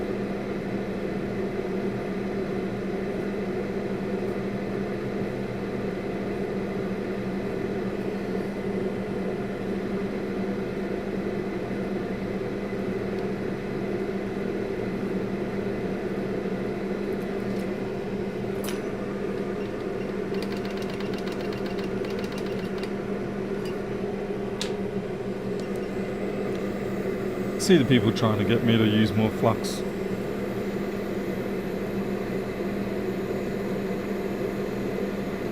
Yeah, remember there's all this gnarly flux here. Oh, damn it, the button got me.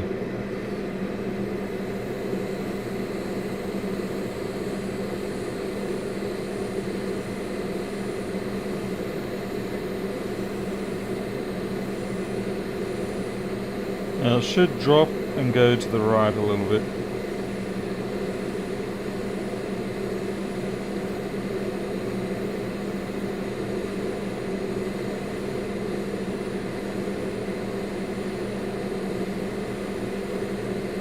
There we go.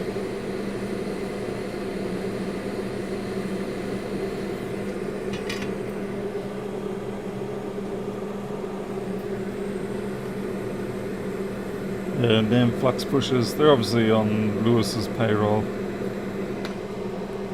Even though... Oh, he does sell it now again, doesn't he? Yeah. By the way, Jason, I do have 2 tubes of flux in the box ready to go to you. I've got 1 tube of the original stuff, yeah, the pine smelling stuff, and I've got a tube of the not pine smelling stuff. They're both perfectly fine fluxes, I just thought you might want to try of each. Is flux made using flux capacitor? Ho ho ho. Only in the future. Yeah, peer pressure is not really... It's not usually the thing that gets to me, nor does name calling anymore. You know, when you grow up as a kid with an oddity, in my case I had to wear hearing aids, and being a bit of a quiet person in a fairly rough sort of area, you do tend to learn to basically become immune to name calling and peer pressure. Yeah. And nothing like capacitors getting on the MagSafe there to ruin your day. Oh, that was interesting. Okay, so we've got a short somewhere still. So doing that. So what we'll do is we'll bring out the gym cam and see if we've got a pulsar showing up anywhere.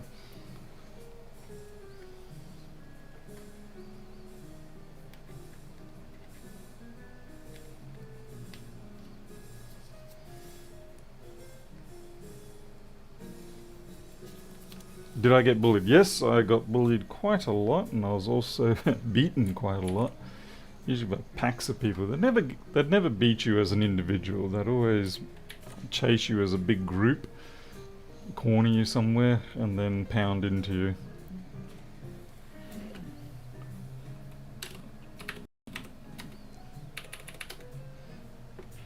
And that went on for quite a few years. Tried to do the appropriate thing and notify the appropriate people rather than resorting to violence and all that stuff. In the end, I sort of gave up when the principal of the school just simply said, sometimes you just have to defend yourself. And I was like, alright, that's fine, I can handle that. Prior to that, I was always like, make sure you just don't lash out and just tell the supervising adults, whatever. When you find out that that doesn't actually work, and you do eventually have to just take matters into your own hands, and things do tend to change then, as they did, thankfully.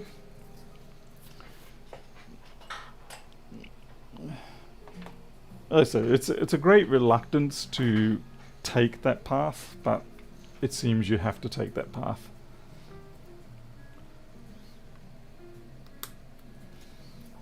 Alright, so we've got to see if anything flares up, even against the backdrop of a hot desk. It's probably not going to flare up on this side. I think this side's pretty clear. Okay, so what have we got there? So we've got something. It's up from the ice. Oh, that's a hole. Damn it. Alright, looks like I'm going to have to get the heat shield unit. Specialist heat shield deflection system.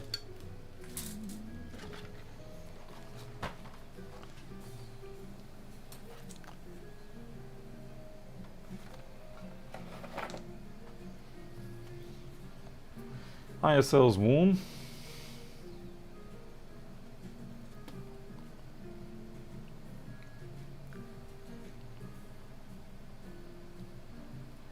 Long way. Unfortunately, in my case, the principal wasn't specifically smart. He was just sick of me.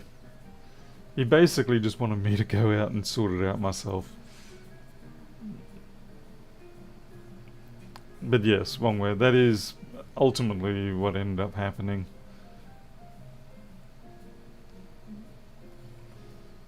That ISL is staying hot.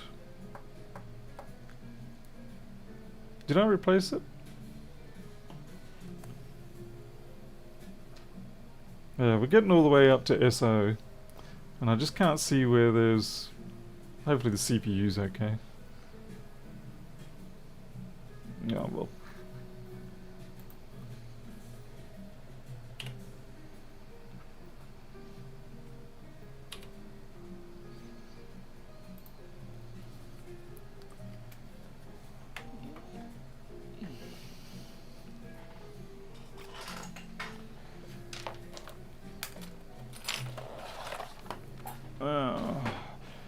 You're lucky I had a sleep this evening. Hey Kodak. Alright, so we've got a possible short somewhere if we're lucky, or we've got a blown PCH if we're unlucky. Doesn't quite look like a blown PCH. Okay, let's do our ISL tests. Let's check our resistances.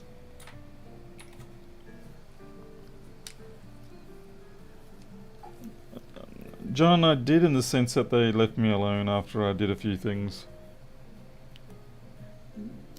And I was happy for that. So there was a mutual disdain in the end. But they ultimately went off to, I suppose, unfortunately, softer targets.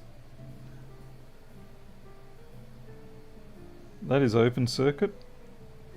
Yeah, okay, so we've got nothing going there. Is that really open circuit, or is it just my probes? No, it was just it was the flux coating on top. I had to break through the flux.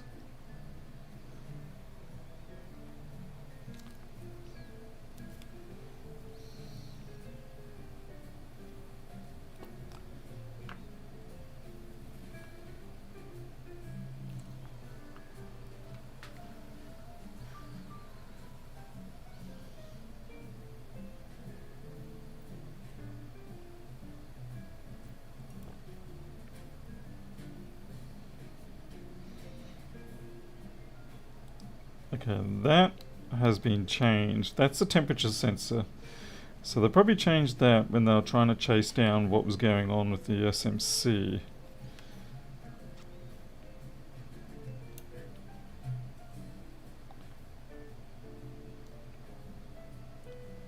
And I may actually remove that.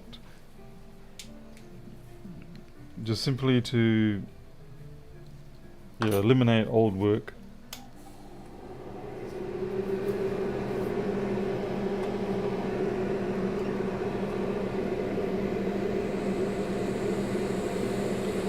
So that resistor is a bit damaged as well.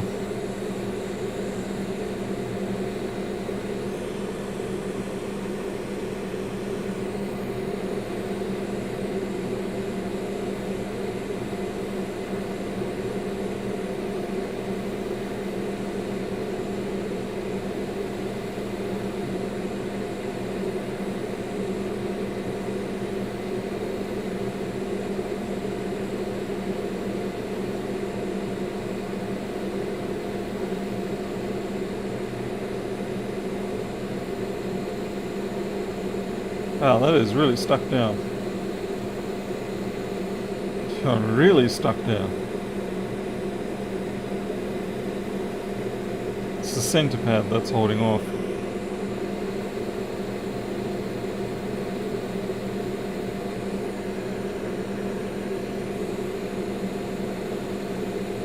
Oh, good job soldering it. Whoever did it.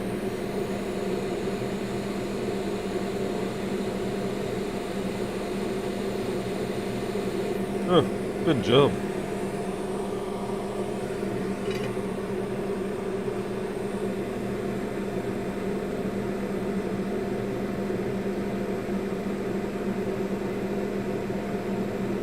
It's probably not going to change anything, but sometimes you like to eliminate variables.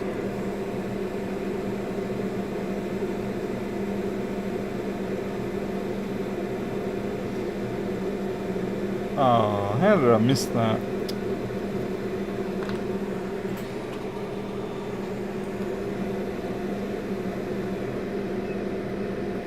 Not sure that would be causing the issue though.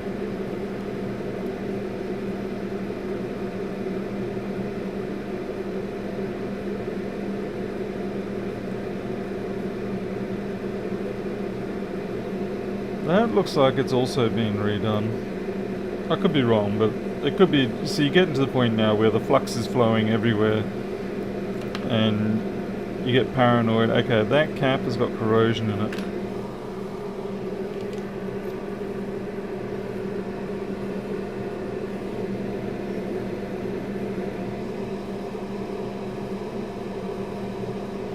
Well, it's not faulty, but it's definitely corroded.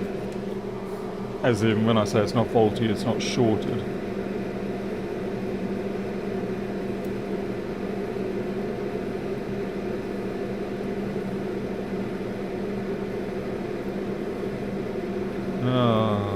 Everything around the SD slot's kind of all messed up.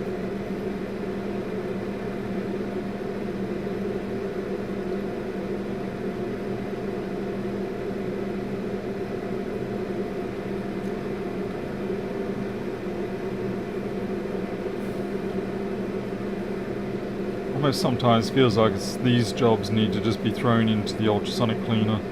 I have occasionally had jobs where you can't seem to find the fault and you throw it in the ultrasonic cleaner and it gets fixed. It just ends up being some sort of junk that was hanging out somewhere.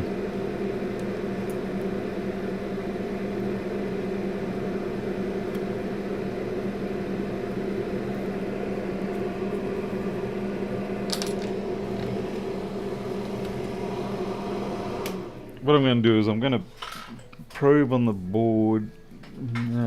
Maybe. It comes up pretty damn quick.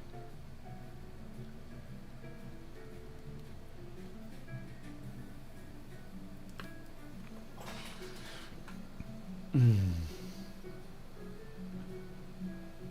I get the 5-cent piece of what? What?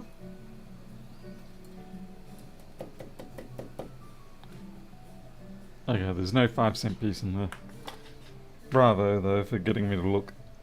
Bravo. Jimbo. Dead CPUs don't usually present like this. And we've got 13 ohms, so we're good. PCH. 129, that's tolerable. PP bus, way out there. What's the resistance across the fuse?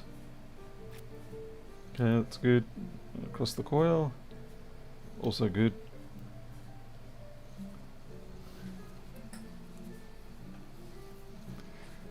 Alright, now people are just being jerks. You people suck. Why do I even live stream, really? Honestly. Look, there's a 5-cent piece not in there.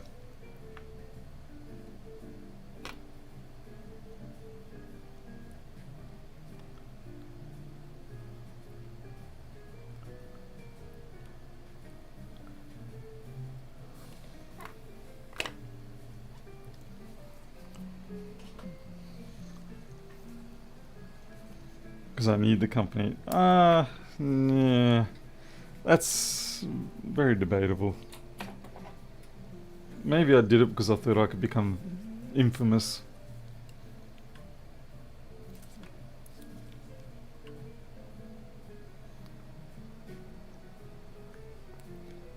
.3.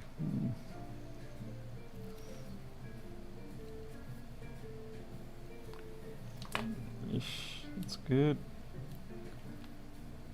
Let's see what happens here. 2 volts, that's no good. In fact, that's downright terrible. 5 volts is good, but 2 volts on there, that's no good.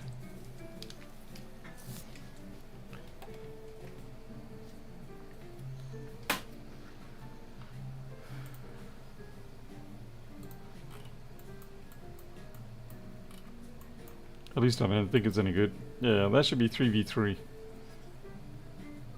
Let's see. Unless I'm misunderstanding what I'm looking at. Wouldn't be the first time.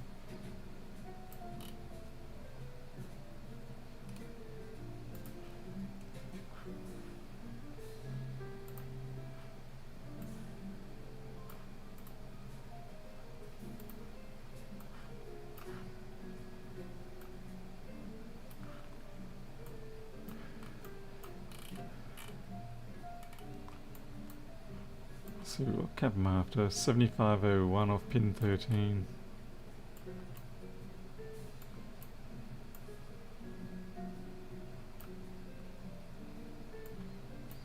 And this is when you realise you can't see pin 13 anywhere.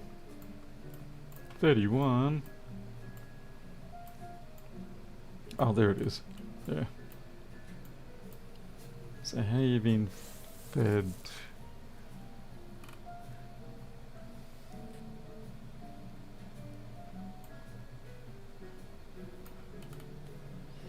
That actually might be alright. I might have been just overreacting. Maybe it is okay at 2 volts.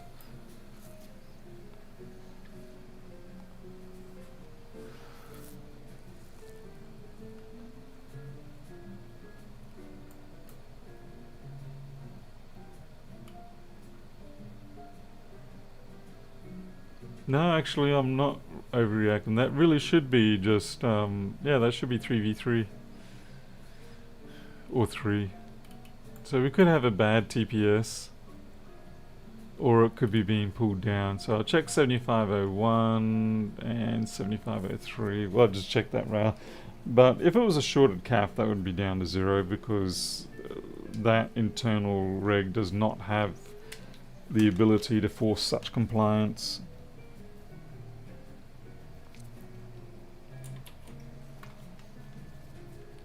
I.e. it would have to burn up the whole board. So I'll try to replace the TPS. Hey DeAndre, no, we fixed the ISL killer. And it wasn't an ISL killer. It was a bad SMC. Which is where I was heading until a certain Mr. Rossman intervened and caused me to drift off track. I shouldn't say he caused me to drift off track, but he made me question my process, and through that I walked away from where I was heading, which would have been the SMC. I actually did remove it because I was trying to see if it was what was killing it, but I was thrown a red herring by the fact that when you power up a board, that 0.6 diode mode actually goes to open circuit. So it's an important thing to note.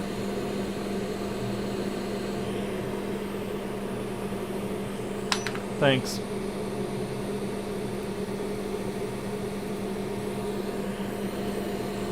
Nothing much has happened, I've just been warming it up.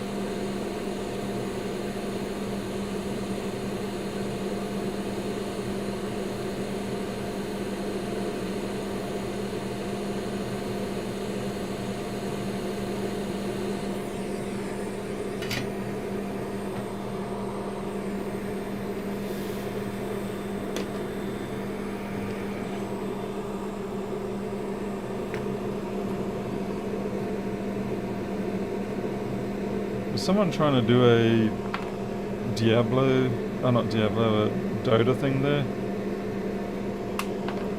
Type is missing. I try really hard to get into that game. I try to invest into it, but it's fun for a little bit, and then I sort of, just chicken out.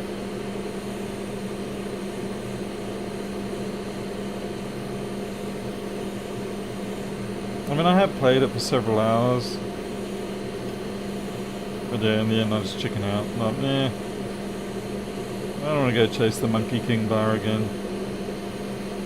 I think because it's so, yeah, you have to go through that whole damn process every time.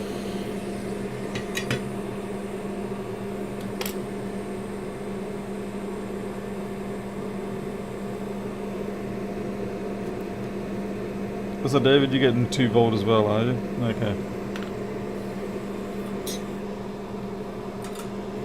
Kind of weird that I've never noticed that before. Because I really would have thought it'd be 3 off that cap. But it might be while it's actually in shutdown mode. So my bad.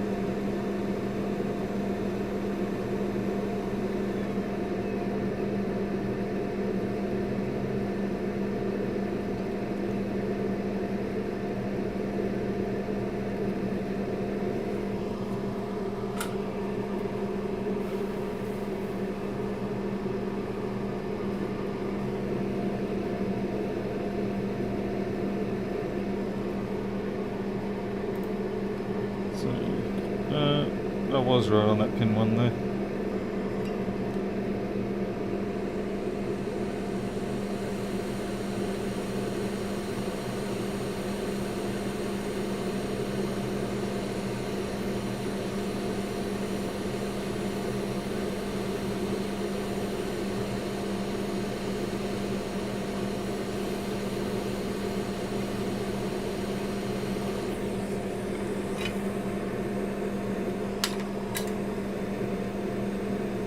It is off center by a major step, but it's okay. I just had to get that squeezage out.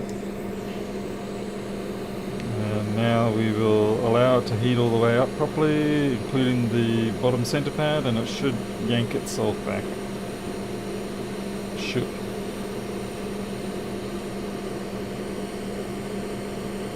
Let's see.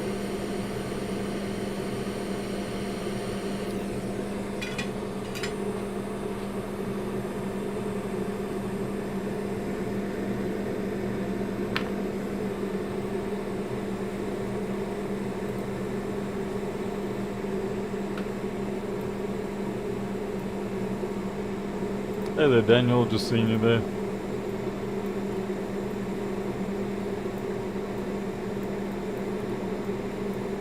Okay, that 10 volt, yeah, okay, that's for boosting to get the MOSFET gate to drive. We'll have a look at that too. There may be nothing wrong here. Wouldn't be the first time.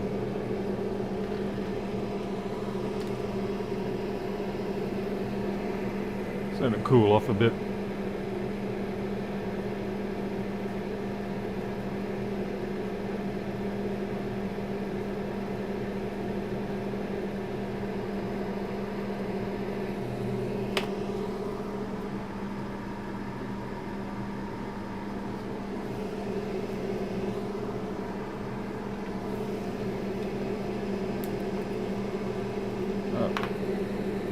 Same crap.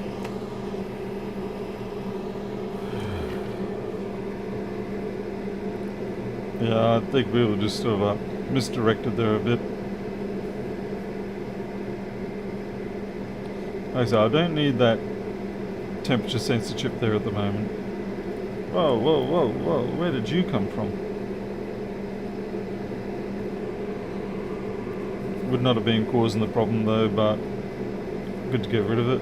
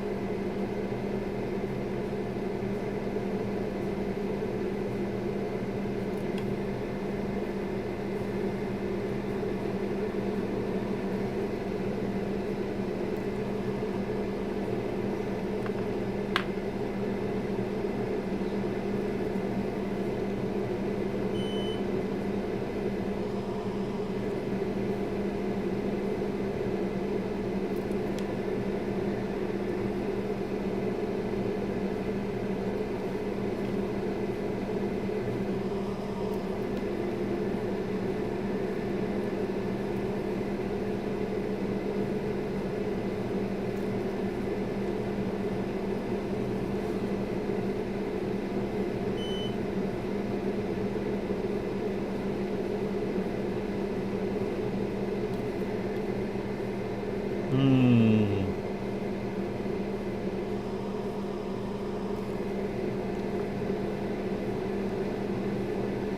So it's starting to hurt the brain a bit.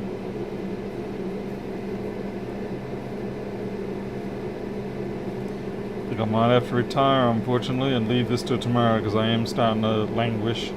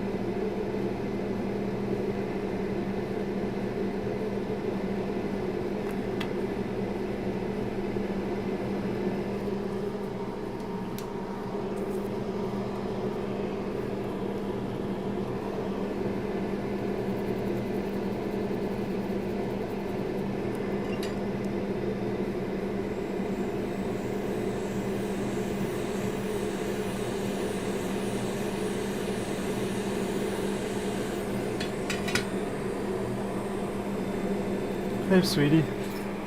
Oh, Momo. I'm almost done. This is Milo wondering where his daddy is, which means he's been a pain in the backside to someone. Is that pin connected?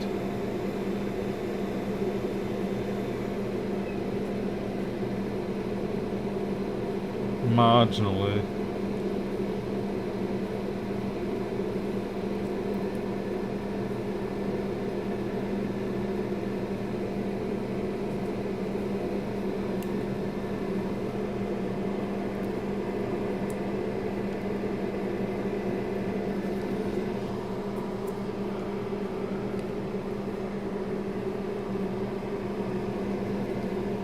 The leader has left the room.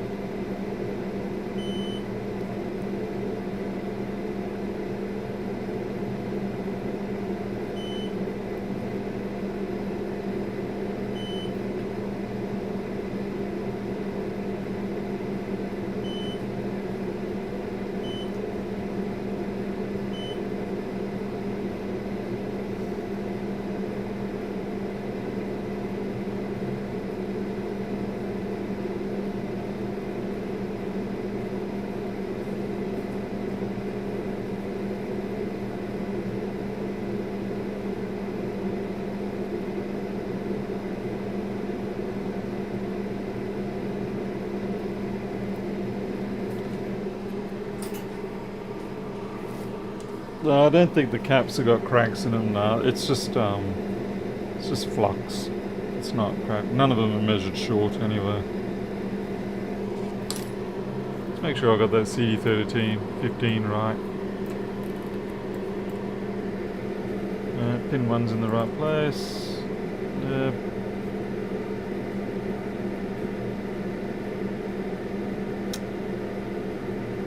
Yeah.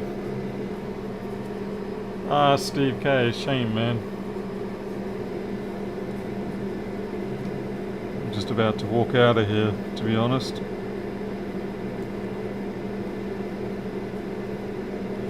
Oh yeah, I wonder if the clock generator is actually producing 32 kilohertz. I should check that.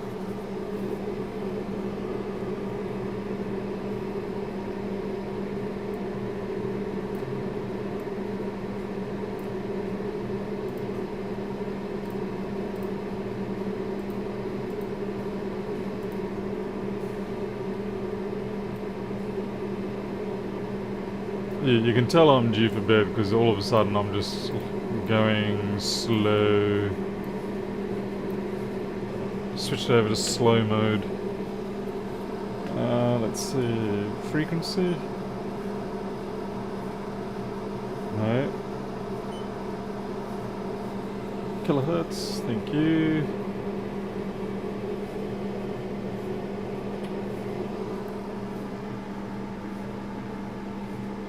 Like overall, I can feel my whole body is now just a bit of a weight, as in mass weight, not a waiting for. Interesting. We seem to have a change of behaviour. We are no longer pulsing. Oh yeah, there we go. Sheesh. Every time I say something, it makes a liar of me.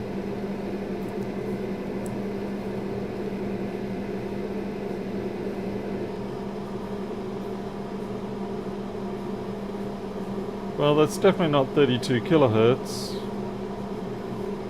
but it could be averaging. I don't know.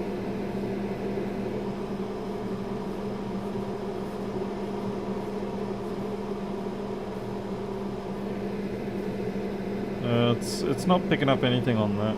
Oh, there we go. So yeah, we've got our 32. So clock is running, and it's running constantly.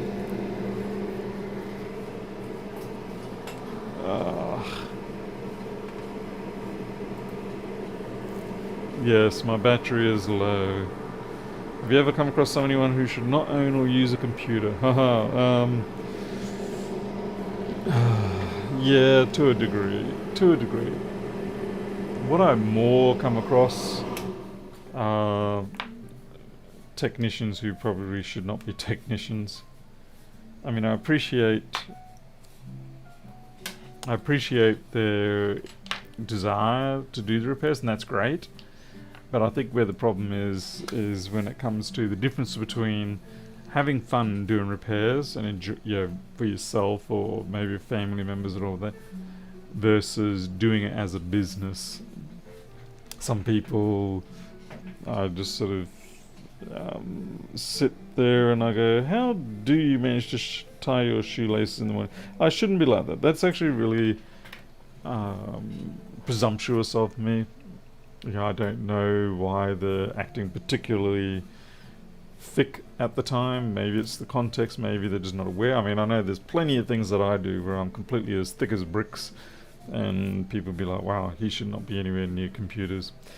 But I think computers in general, I still think most people should be able to use them, because it's what we try to make a computer a more human usable device as much as possible. It's there to help you, and maybe if it's difficult to use, it's an opportunity to try and improve the user interface or something like that. But yeah, I think the biggest thing that bites me more often than not recently is seeing certain people running businesses that perhaps shouldn't be yet running a business. Anyway, alright, I am out of here. I am going to go and get some food, and I might play some 7 Days to Die, but I don't know if I'll get very far. I'll probably fall asleep in the chair. So I'm out of here. You all take care. Till next time, I'll catch you later. Thanks for being here. I appreciate it. I'll see you next time.